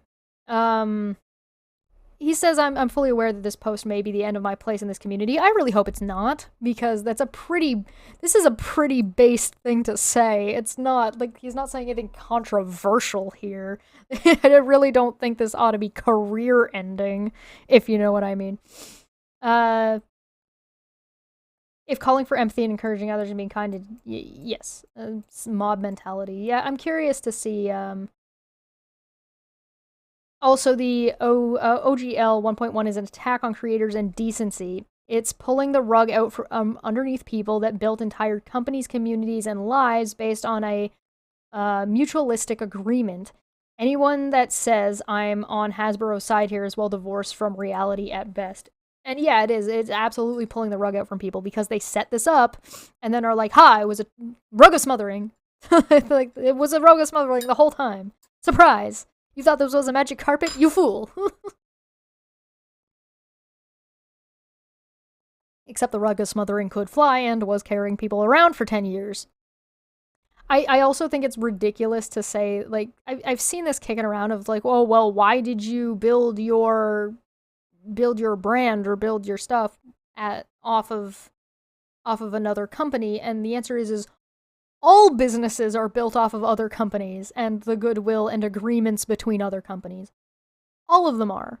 A company reneging on that agreement and changing it 10 years down the line is not your fault. Like, that's not you having bad judgment. That's the company is making a fucking mistake. And they're going to end up paying for it. Sadly, you're going to get injured in the collateral damage. Oh, hi, Laura. I didn't realize Phoenix was Laura. Hi, Laura. That's funny. I do play other systems and they're fun, yes. Let's see if I can find it. There was somebody who said something. Here it is. This guy. It's not a dunk. It's the only real step forward. This is the only real step forward? Or playing another system is the only real step forward in response to this? Because I feel like this right here, this open gaming license letter, is actually a really good step forward in telling Wizards, like, do not do this. You are going to fuck up everything. Please stop. I think this is a great response. Choosing to, like, hit them in the wallet, I'm assuming that this... I'm giving this guy charity and the benefit that this is what he's saying. He's saying playing a different game and not giving Wizards money is the only real way to make any kind of impact. And I don't agree, but I do understand the sentiment. Like, I agree that hitting someone in the wallet is one of the best ways to make some kind of change, but I don't think it's the only, right? Truth is, you relied on a corporation to keep their agreement. You say that like it's a bad thing. That's not. There's once upon a time, back in the day, there used to be something called business ethics. And back in the day of business ethics, there was a standard of philosophy about how a business was to operate in a manner that was ethical for the community that they were a part of. Because, like it or not, businesses do not exist in a bubble. They, in fact, exist within a society, and within relationships between other companies, their other businesses, other companies, other creators, as well as their fan bases and or customers. And so, once upon a time, there were rules and expectations, and within those rules and expectations, you would find that child labor was generally frowned upon, and if a company was found to be engaged in child labor, other companies would refuse to work with them. In fact, you might find that once upon a time, if a company showed record profits but fired a bunch of people, that was viewed as bad for that business, because it meant that business was not doing well because they could no longer afford to employ those people. Funny thing that. Excuse me. I hope you all enjoyed my old-timey voice. I did, I committed to that. And Kami makes a really good point. It's an agreement. Of course we trusted that. Yes, you relied on what was a legal agreement. The 1.0 was a legal agreement. It was, you follow these rules, we follow these rules. Cool, good, good. And everybody was fine with that. Nobody's been complaining about 1.0. It wasn't like there were people being like, oh man, this sucks, we're really getting taken advantage of here. No, that didn't exist. That wasn't the case. So, this is fucking stupid. Just to be clear, this statement is fucking stupid. To present it this way. Yes, people trusted a corporation, and that was fine for like a decade. It's not like 5th edition is new, guys. 5th edition's been out for... Ooh, when did 5th edition come out, actually?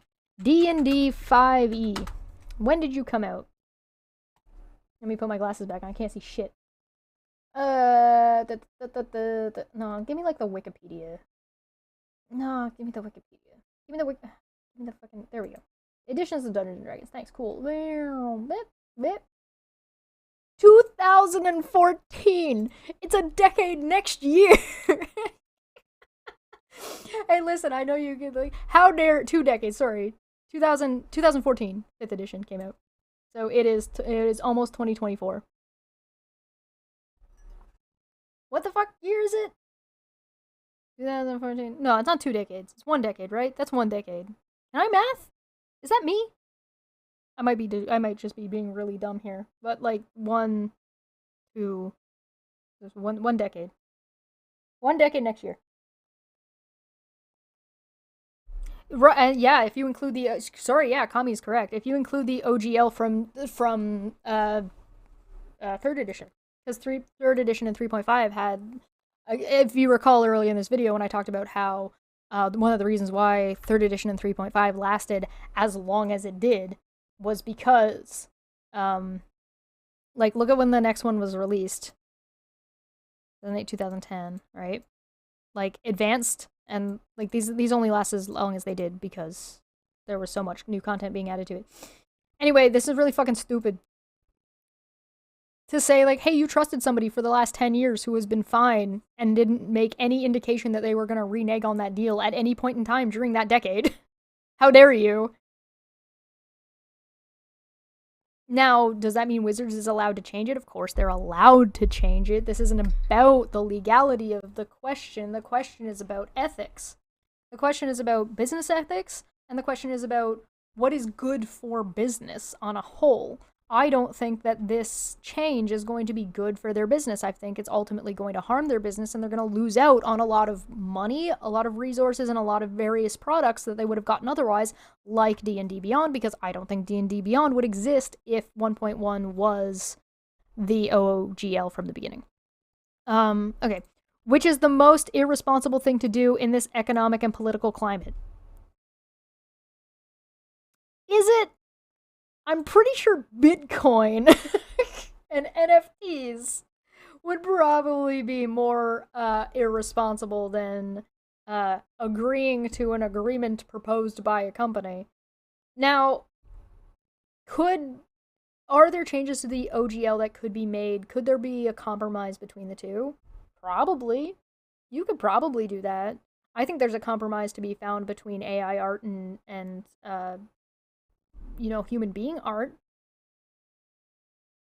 I don't think anybody's gonna fucking do it, but it's possible.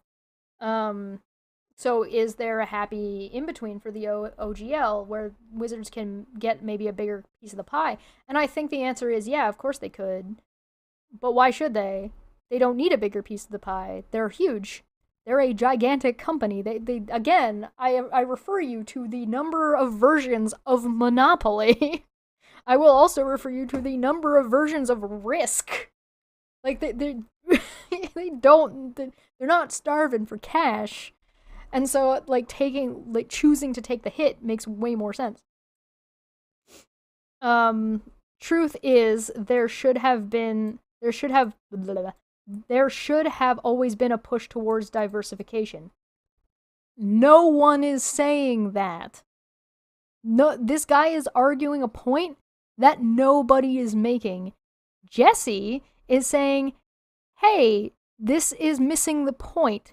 This is callous and toxic. And shit sucks. Being empathetic is nice, and we should do that.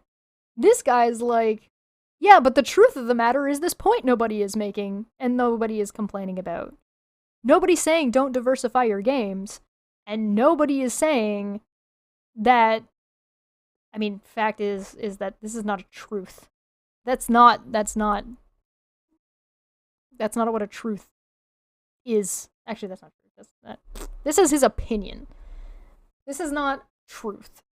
His opinion is that people have relied on a corporation to keep their agreement, and that is the most irresponsible thing someone can do in this economic and political climate. Hi, America!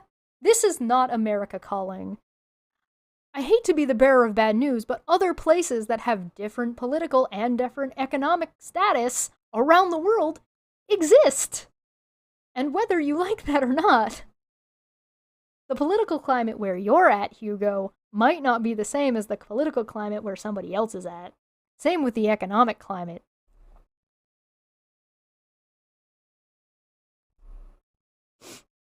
Which is why you get comments like, hey, their OGL 1.1 is not going to fly in the UK. Anyway, this is really fucking stupid. Laura swings in with, our income, meaning her and Jesse's, doesn't come from D&D, my dude, because he makes this assumption, right? You relied on a corporation. No, they didn't. We both have full-time jobs outside of the industry. Okay, then why did you respond?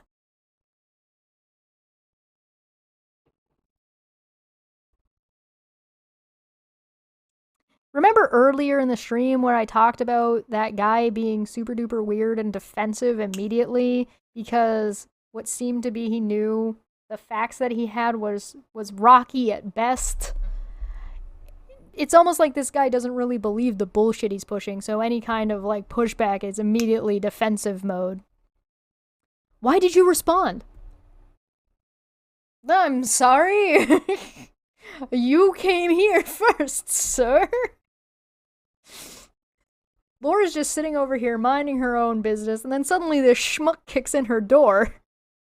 He yells, "Get on your knees!" She responds with, "I'm not your mother last night." He took exception to that. You clearly aren't the one speaking like this, and if you have other employment to keep you solvent, that's good, but many creators apparently really believed with Wizards of the Coast would keep OGL in perpetuity when there was no reason to believe so. There was reason to believe so. There was absolutely reason to believe so. The fact that they said it and built it in a way that it would be lasting initially.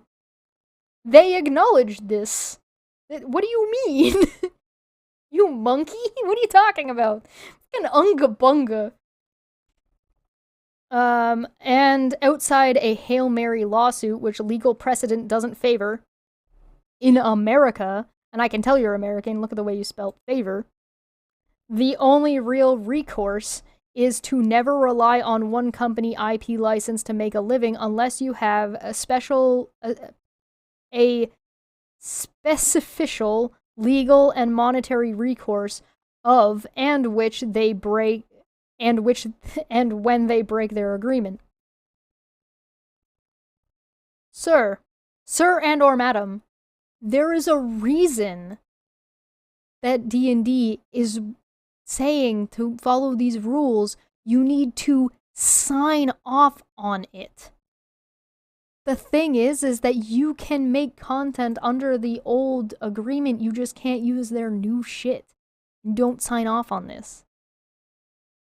Maybe. We'll have to see when all of the details come out. It depends on how they're trying to apply this retroactively. And so if they're trying to apply this retroactively, which is why they said this is backwards compatible, it means that they're trying to undo the license that they already gave to people. So the thing is that license already exists. All they can say is like, well, you can't use it anymore, but okay, fine, but my product already exists. And you can't do dick about it. But this is where we talk about expecting lawsuits. And expecting lawsuits that they might not win, but it doesn't matter because it's going to force people into a direction because they're just using money to bully people. You see what I'm talking about? This argument is like saying, well, why did you only work for one company for the past 10 years?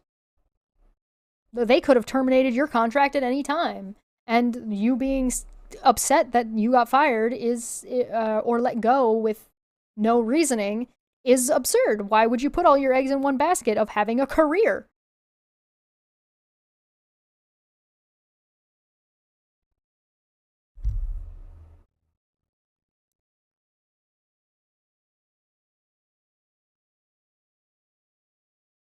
I'm curious to see how many like GoFundMe's start for lawsuits over this with Wizards. I'm definitely gonna keep an eye on this. This is my jam. I don't with this guy. This is so stupid. There was another set here.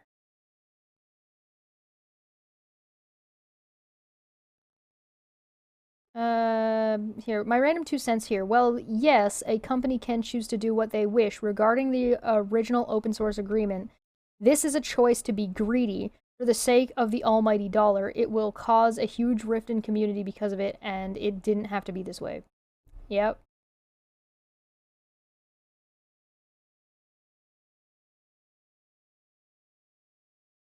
It looks like the majority of people agree with it.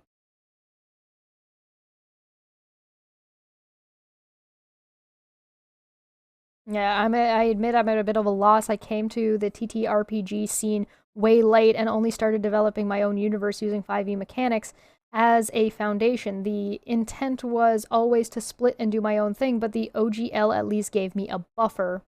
That's a really good point. If you're starting something up and trying to like kind of build and get an idea and you're new to something, like it's a great buffer there. That's a really good point. That buffer will no longer exist.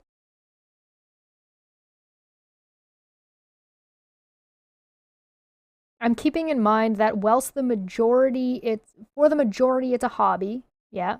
For a critical nucleus, it's a livelihood. And this is a really good way to put it. A critical nucleus. And basically what that means for anybody who doesn't understand is the critical nucleus means that there is a group of people that are, or a small number of the majority, right? So you've got the majority of people are playing, say you've got 1,000 people.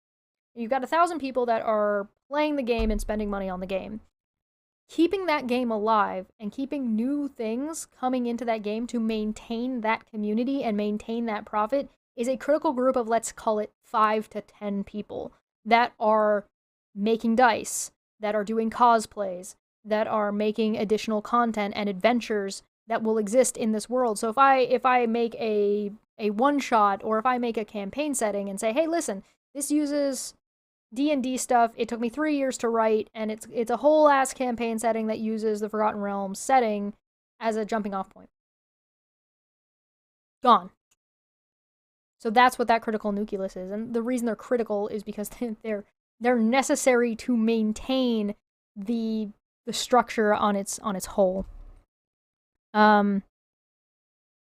So Phoenix over here. I rely on my one company that I work for full-time to pay me and stuff. It's not unusual to rely on one company. Most people rely on one company for income. That's the norm. Yes, exactly. If an employee moved to make a load of my normal work suddenly non-earning, to oversimplify, I'd be kicking doors down. Yep. Yep.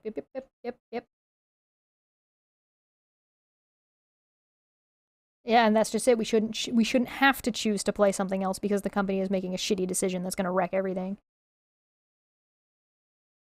Nobody is losing their jobs. Everyone can still continue to make whatever content they choose. Even under the new rumored OGL, that's assuming any of this is even true. I'm just gonna real quick point out the date of this. December 21st. To be clear, that's assuming any of this is true, rather than just hysterical fear-mongering from charlatan YouTubers desperate for views. Oh, is that me? Oh, is this me? Is he talking about me? Is that me? That might be me. I am fear-mongering you. Rawr, be very afraid. No, I don't think people should be afraid. I do think Wizards is within their legal right to do this, but I think the conversation is about ethics.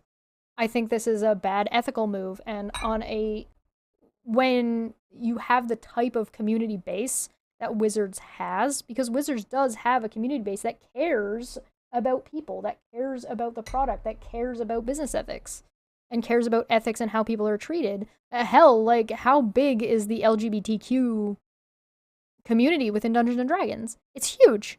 Huge! You also have a large number of D&D nerds are fucking smart people. Like, actual nerds. Like, as in, people who have PhDs, people who are who work in various fields of science. These are all people who play. Now, is any of this shit gonna affect your home game? No! None of this shit is gonna affect your home game, except for the fact that you're not gonna get access to all types of cool, fun shit from all the creators you know and love anymore. Or creators that you would know and love if they had the opportunity to make shit that you don't get access to anymore. So realistically, the company is limiting your home game as well in a roundabout way.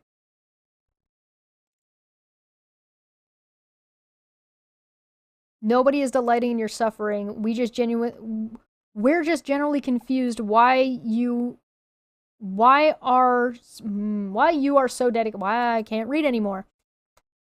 We're just genuinely confused why you are so dedicated to a corporation's intellectual property, especially after the corporation has made it very clear they don't care about you.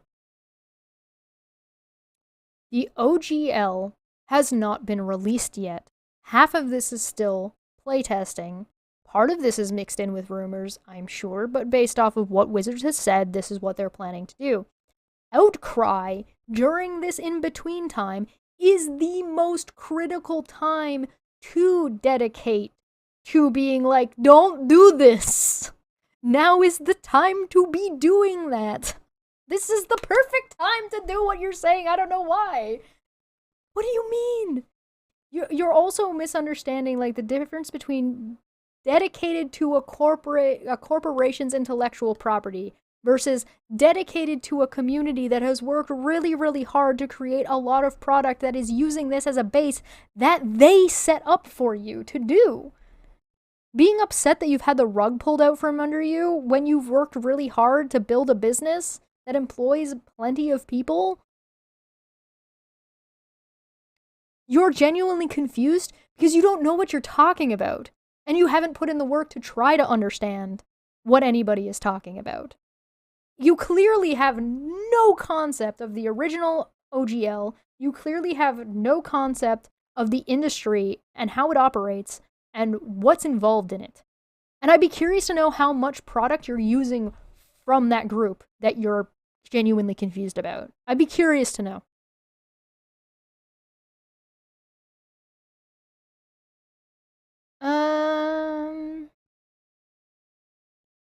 I don't think anyone needs to change what they play. Just stop buying from Wizards. Pirate the books. Yeah, I mean, there's an argumentation around about. There's a conversation to be had about privacy that I'm not going to get into here. There is something to be said for change what you play. I mean, it still doesn't, or like just stop buying from Wizards. Not buying from Wizards isn't the problem. The problem is the people who are living their lives based on an agreement that is being changed without negotiation. Right? There is an agreement made, and Wizards is unilaterally changing that agreement. That's not how agreements work. This is why it's not ethical, though it may be legal.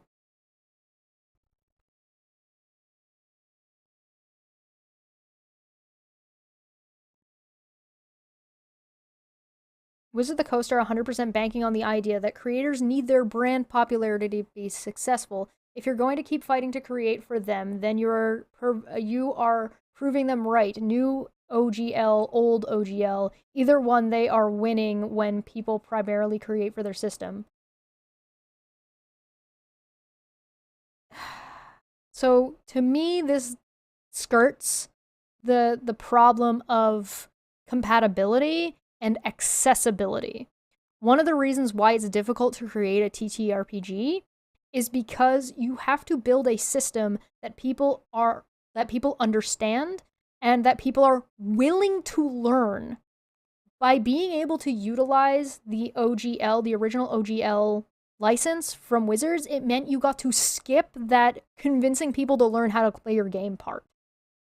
That's one of the biggest boundaries for making content around gaming, is convincing people to spend effort and time learning your product and learning your game. Right? Do you see what I'm saying? And so being able to skip that entire process makes creating 100 fucking times easier. Realistically, what I think would be great is if Wizards drops a portion of their IP and says, listen, we've created Dungeons and Dragons, we get those Dungeons and Dragons heading, we've created these specific monsters, but however, we're going to drop the format. We're going to make the format free. In making the format free, but not their, like, generally creative IP, so meaning, like, the pantheon, the lore, the classes, like, but leaving the each, I don't think it's race anymore, species, each species gets a bonus, +2 bonus, +1, the stat blocks, the AC, dex, strength, yada yada, and initiative, the dice order, if they make that free and just let people make whatever the flying fuck they want, copyright laws are, to a degree, nonsense. And I don't mean that people shouldn't own IPs, and I don't mean that people shouldn't have rights to make money off when other people make stuff when people build off of your shit, right? I think that's fine. However, why isn't Mickey Mouse public domain? And how long would it ever be before the concept of that are presented in 5th edition are public domain? Anybody got a guess? Because about, I want to say 6 years or 7 years ago, Mickey Mouse was supposed to go into the public domain, and Disney spent a dickload of money to get the laws changed. Do you have any idea how much fucking fun it would be for fucking... Look at what happened when Winnie the Pooh finally went to public domain. We got a horror movie, Winnie the Pooh. We can have so much more fun shit. And it's like, yeah, you know what? Or make it really fucking cheap. Be like, hey, listen, you can use our IP, just give us $20.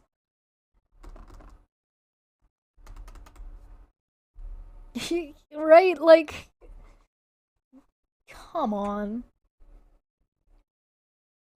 And here's the thing, he makes a good point here, saying the old OGL, either way, they're winning when people primarily create for their system. So then why would they change it? They're already winning.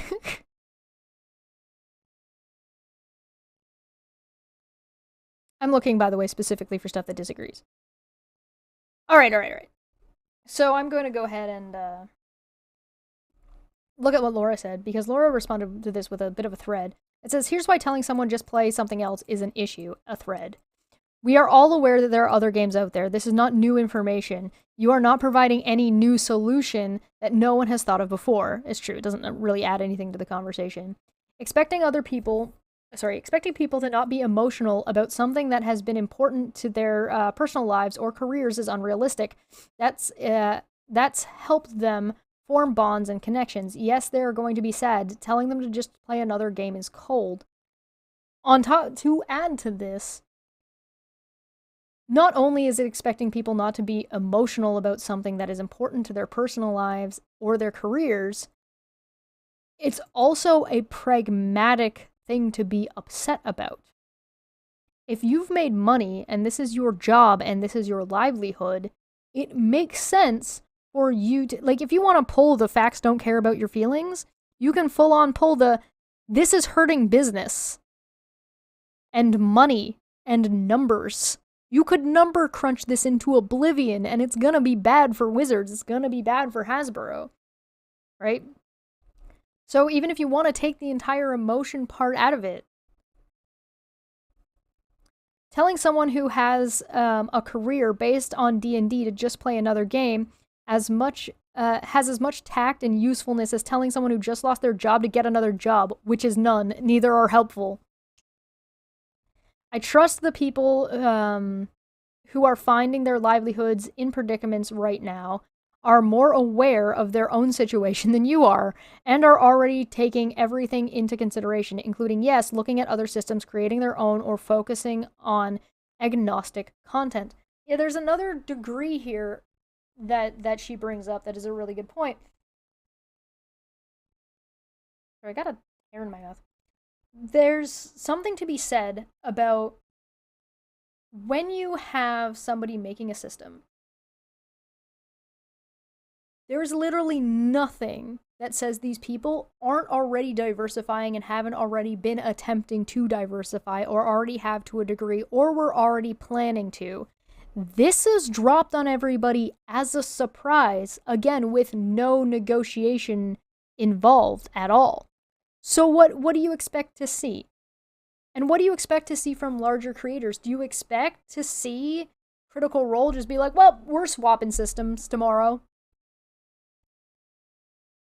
That kind of thing is not as simple as they want to make it sound, right? You are not helping by telling them to just play another game as if that's never dawned on them. They are well aware, so why tell them? Let people have their feelings. It's also not a solution. They're presenting it like it is a solution. It's not. Because you're not providing a new solution. I would argue that they're not providing a solution at all. That doesn't solve the problem, because it doesn't address the problem. That's as an add-on to what Laura's saying. Honestly, it's giving me a lot of the same energy as people who say read a different book when people were rightfully upset about a writer turning out to be a turd, completely dismissive that people have feelings about things that they once loved. Yep, I agree with that. And that's not to say that there's not a healthy way to approach this conversation, because there are. Yes, there are healthy ways to approach the conversation. And I'm probably just adding fuel to the fire, to be honest, because, I'm not very helpful. And I'm going to keep it that way. I want to check Jesse's retweets here, because they got quote tweeted a couple times, and I want to see if there's... that sounds exactly like how people talk about the shitty wizarding franchise. When companies and people sell out, it's okay to walk away. Being afraid to leave and change is what's toxic and abusive. Okay, dumbass. First one right out the gate. Okay.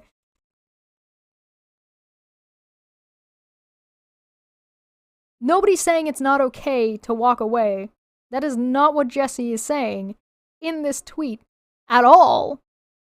He's saying just telling people to walk away isn't helpful, and it's toxic and callous because it's missing the point and missing the problem. And I don't know if I've seen anybody in this thread whoosh so hard.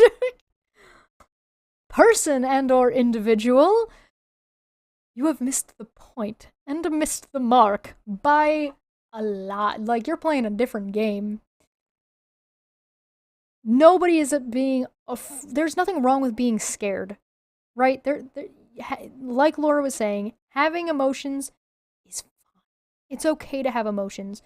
At no point in this tweet is Jesse saying anything about that people should stay with wizards. That's not what he's saying at all. He's saying, don't be a dick to people who are having a hard time dealing with this change and are struggling as this changeover happens or doesn't happen, because again, I will state, right now is the transitional period. If you want to change what Wizards is doing, now is the time to bitch and whine and moan and cry and be loud and annoying and frustrated and let them know exactly how annoyed and frustrated and problematic what they're doing is. Now is the time to do it.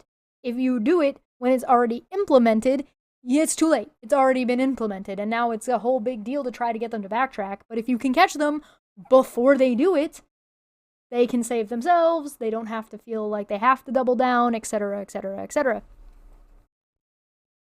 And yes, D&D is going through the same shit Magic the Gathering has experienced for a few years now. If you listen to Hasbro's investor fireside chat, you should be very concerned about D&D's future. I agree with you. Absolutely. And so, but this, what we're looking at, doesn't address any of that shit at all. It being shitty and being worried for Wizards and D&D's future does not change the fact that it's going to be hard for people, and just saying try something else is not, again, not helpful. So this person has completely missed the fucking point, and you know what? I applaud you, Pastel Witch. I applaud you for being so far in the goddamn left field that you're just... half the people are playing baseball and you're over here trying to play football.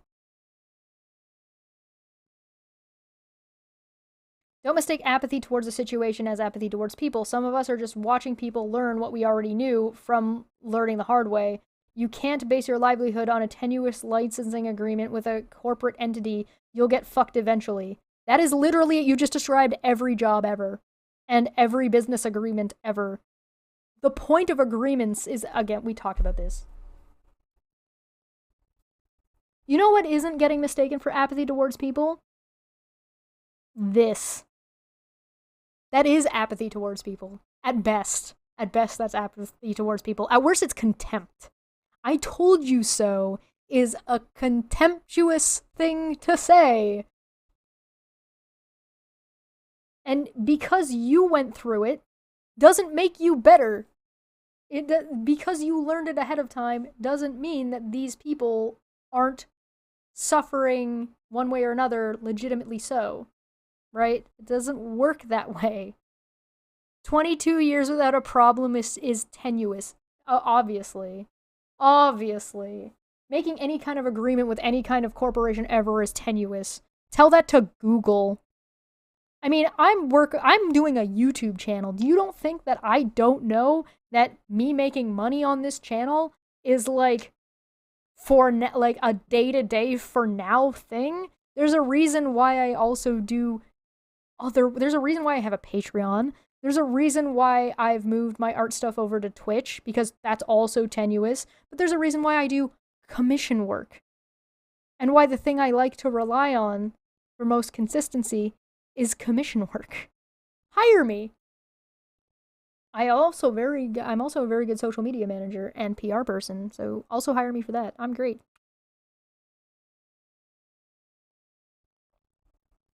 This is like such a nihilistic way to view things, in a way, this kind of, because this isn't apathetic, it's complacent. It's, hey, I got fucked by these people, now these people are getting fucked by these people. Well, those people should have known better. What do you mean? That's not how you make any kind of change. That's not how you prevent people from getting fucked in the future. God. Man, I found some goodies in the fucking quote tweets. Oh, I agree with Adam. Yep. Yep, yep, yep, yep, yep, yep.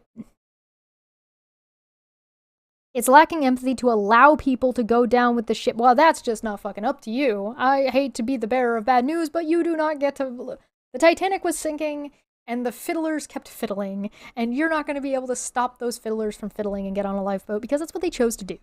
You don't get to choose if... you don't get to let anybody do anything, Little Miss Control Freak. That ain't up to you. Giving people information and knowledge to help them make informed decisions, great. Saying, play a different game, is not giving people any kind of new knowledge or helping them in any regard whatsoever. It's lacking empathy. By the way, where did Jesse say that? Just be clear. It's lacking empathy to allow people to go down with this ship when they can be finding just as much joy and happiness in other systems where their talent and creativity and hard work won't be taken advantage of by a soul-sucking monopoly. If that exists, then it's not a monopoly by definition, first off. If these opportunities exist, particularly if they exist at the same level, then it is by definition not a monopoly. Therefore, you have to acknowledge that in no way will their hard work either not be taken advantage of or that they're never going to make as much money doing something else. You have to acknowledge one of these two things. And as soon as you acknowledge one of these two things, you cannot make that fucking statement. First off, you don't fucking know these people. Second off, you're missing the goddamn point. Again, this is not about whether or not, okay, this person has completely ignored the monetary side of things and that this is people's livelihoods. Completely ignored it. So they've completely missed the point. And again, doesn't address anything that Jesse said and is painting as if Jesse had said, oh, just let wizards take advantage of you. Which isn't what he said. At all. Not even close. Not even fucking close.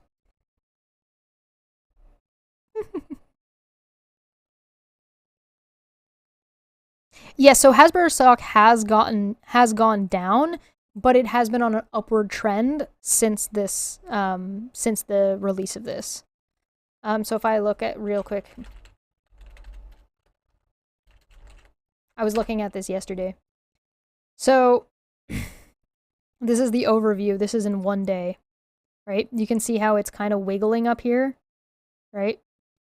This was, whoop, right? So if I go to 5 days, you can see how the trend is up. It started dropping and now it's slowly climbing again. And if I go to, hello? I have an alarm for 4 for some reason. I keep forgetting to turn it off. So if you look over the course of a month, you can see here's December, right?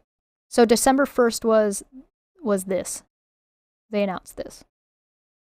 So here's December, and December 1st would be in here, right? Stock jumped and then has an upward trend ever since then. So in the micro, they're wiggling around. It's like dropping in,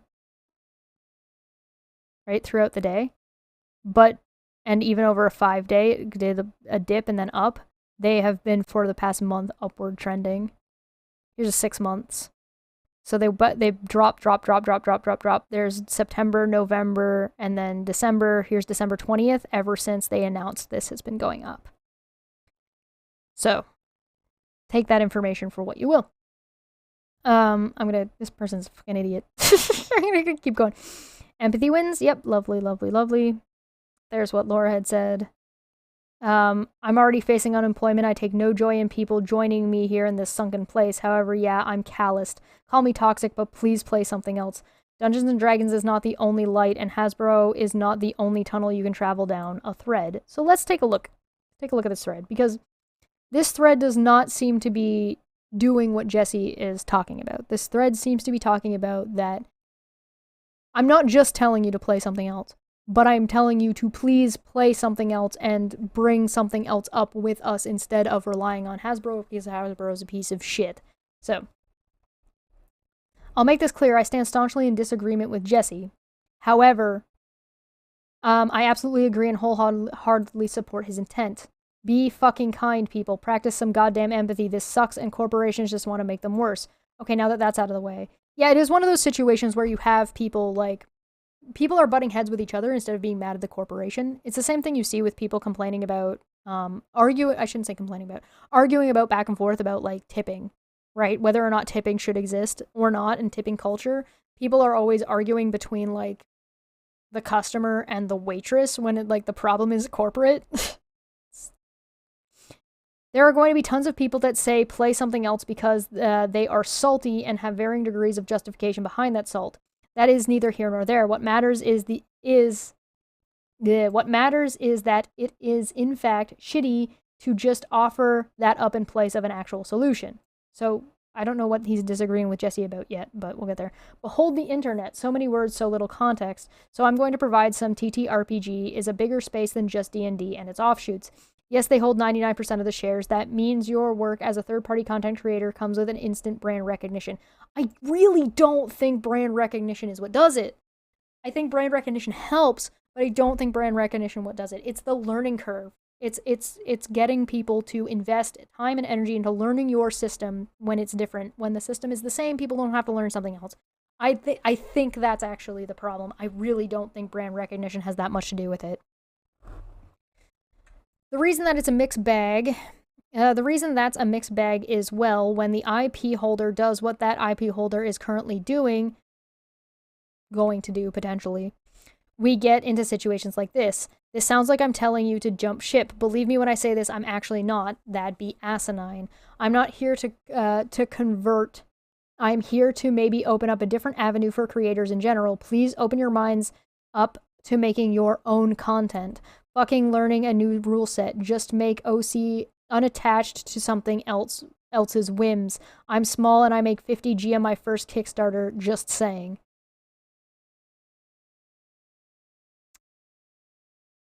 I'd be curious to know.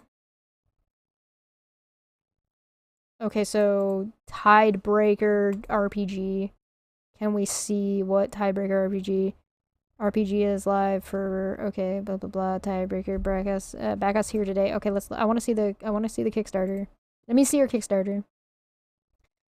Cinematic tabletop RPG system. Cinematic tabletop. You know this. We're making a Tiebreaker RPG, cinematic tabletop RPG focused collaborative world building. Pick up tactics. Check out the source here. So you didn't make 50G on the kickback. Again, misunderstanding your profit off of your business for what you got on Kickstarter to create your business are different things, but whatever. Blah blah blah. Tiebreaker, heroin slams.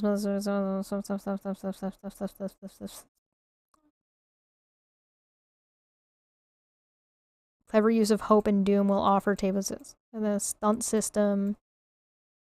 Okay, so yeah, they did build a different rule set, which I'm already clicking off because I don't want to learn a different new rule set. You see what I'm saying?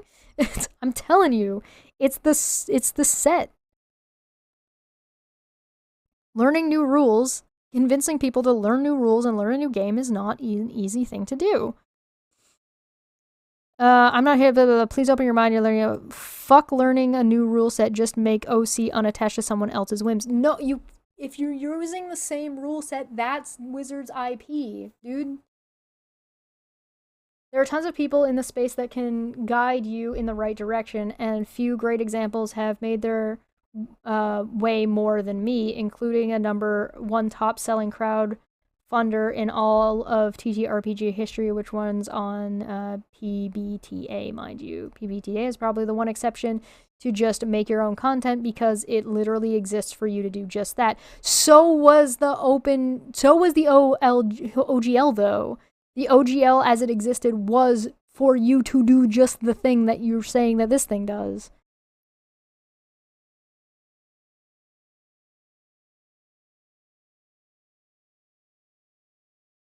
Believe it or not, Wizards doesn't have doesn't have copyright on mechanics surrounding polyhedral dice. Correct.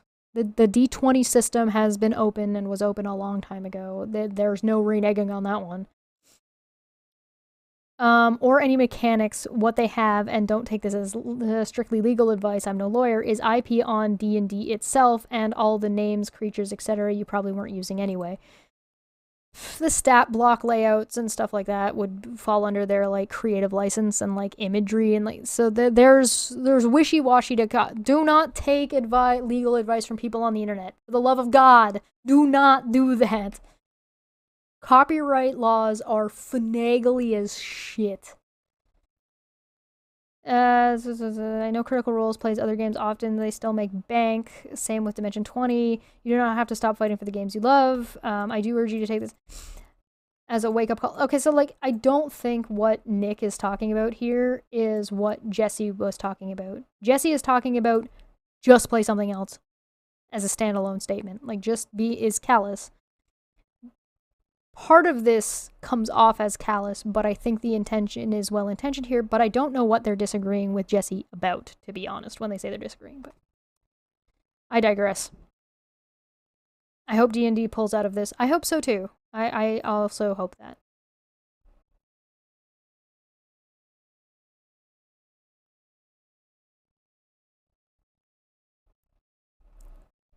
You're trying to advocate for a peaceful solution. Ooh, let's go up here. The silence is unnerving. Despite the outcry and mounting tempest, Wizards of the Coast continues to say nothing. As of this video, they haven't said anything. The company's public image is suffering sustained damage, yes, and it will get worse every day. I'm trying to reserve judgment. The silence is increasingly loud. Talk to us. The worst part is the waiting. Yep, I agree with that. Gamers writing for decades of industry experience are saying it's legit now at this point. Don't hope. Okay, but I'm also a game writer with decades of industry experience, so we have not seen the actual release. We haven't seen a draft, and no matter how much people say it seems legit, it isn't 100%. Wizards can still fix this. Yep. Nicely, not everyone has even sent the draft, blah, blah, blah. I'm not saying that it's likely, because Wizards of the Coast, some style shit. Yeah, okay. Except this journalist works for a credible organization that has lawyers on staff. Which journalist? I mean, you're talking about the journalist who released the information? Tactical releases of information to judge community, how the community receives something is well known. It's a well-known thing to do in the industry. Any industry. That's bare bones basic shit. You ever seen a leaked trailer? Yaha. The only person I think that actually puts leaks out legitimately when they're not supposed to is Tom Holland. That dude does not know how to keep his mouth shut, and it's hilarious. And they know this going in when they let him go. So it's I would argue that, except for the first time, I would probably say that Tom Holland putting out spoilers is not, like, they wouldn't let, if it was problematic, they wouldn't let him go. So I would argue that even that's calculated. Anyway, the discussion around this can be really toxic and caustic. I'm hoping to hold a panel. I've gotten a couple of creators to come on. Do I think this is career ending? For some things, yes. For other things, no. This is really the people that this harms the most is like middle management, and middle of the way creators. I think being more empathetic to people who are gonna suffer over this is a perfectly acceptable take to have. I think that there's going to be a lot to talk about once it actually gets properly released. Because again, as of right now, we are operating off of second and third hand information, and half information that's in stuff like this. So we're going to have to really wait and see. And again, is Wizards within their legal rights? Yes. Is it ethically problematic? I think so. I don't think it's very good business ethics, but hey, who even thinks business ethics exists anymore? I'm going to wrap this one up here. Thank you so much for joining us. I know we were live for a pretty long time, but I really wanted to talk about that little thing, that little 30-minute blurb I did at the beginning. Normally this would have been 2 hours, but I did talk for half an hour about that fucking nonsense that I was dealing with last night, and I thought it was funny. I have a double header today, so I will be back live later at around 6 to talk about Christianity and atheism, and I have some Christians coming on to talk about their experience with online communities. Also on Wednesday, I have Defango coming on, and that's going to be great. We're going to be talking about life, death, and near-death experiences, and some of Defango's, what he's been through. And so we're going to explore that a little bit. I will also be on Top Hats Off, I believe, on Wednesday. So that's a double hitter as well. Thursday, I'll be live doing art for members here and live on Twitch. So if you are interested in art and are interested in supporting me in a way that is not reliant on YouTube, that'd be great. So you can find me over on Twitch and you can find me on Patreon. Links are in the description down below. As well as on Thursday, I'm going to be talking to a somebody who studies social sciences. That might be recorded. That might be to set up a stream. I'm going to see how it goes and see what goes on with that to talk about the interaction with King Crocoduck. We are also going to, so that'll be a double header in the background. And Friday is going to be a double header as well. So Friday is Friday the 13th, if I remember correctly. Yep. And we are going to be talking about King Crocoduck there for sure, but we're going to be talking to somebody in the sex industry. It's going to be Thorn specifically, who is also part of the D&D community. And so that's going to be great. She is a lovely, wonderful person. Definitely check her out. As well as Friday night, we are getting an extra Pele because Mount Kilauea decided to erupt. So I was almost right. So if you want more volcano stuff, me and Landon are doing a special extra one on Friday just with the updates on Mount Kilauea. So that is what is going on. Again, links in the description down below. Please like and subscribe because there is so much shit coming out. Hit the bell so you don't miss anything because there is I am so packed this week and then this entire month. And I'm now also trying to schedule something for the OLG, and I really hope we can get some creators to talk about it, people who are a little bit more professional in that industry than I am, because I am not a professional. I'm not a professional in that industry. That's not what I do. What I can talk about is how bad this looks for Wizards on a PR standpoint, but I really want to know more about what other creators in that area think about it and what they're worried about and what they're interested in and what they think is problematic. So I'm out of here. Thanks so much. If you learned something, like the stream, and I will see you guys later today. Bye!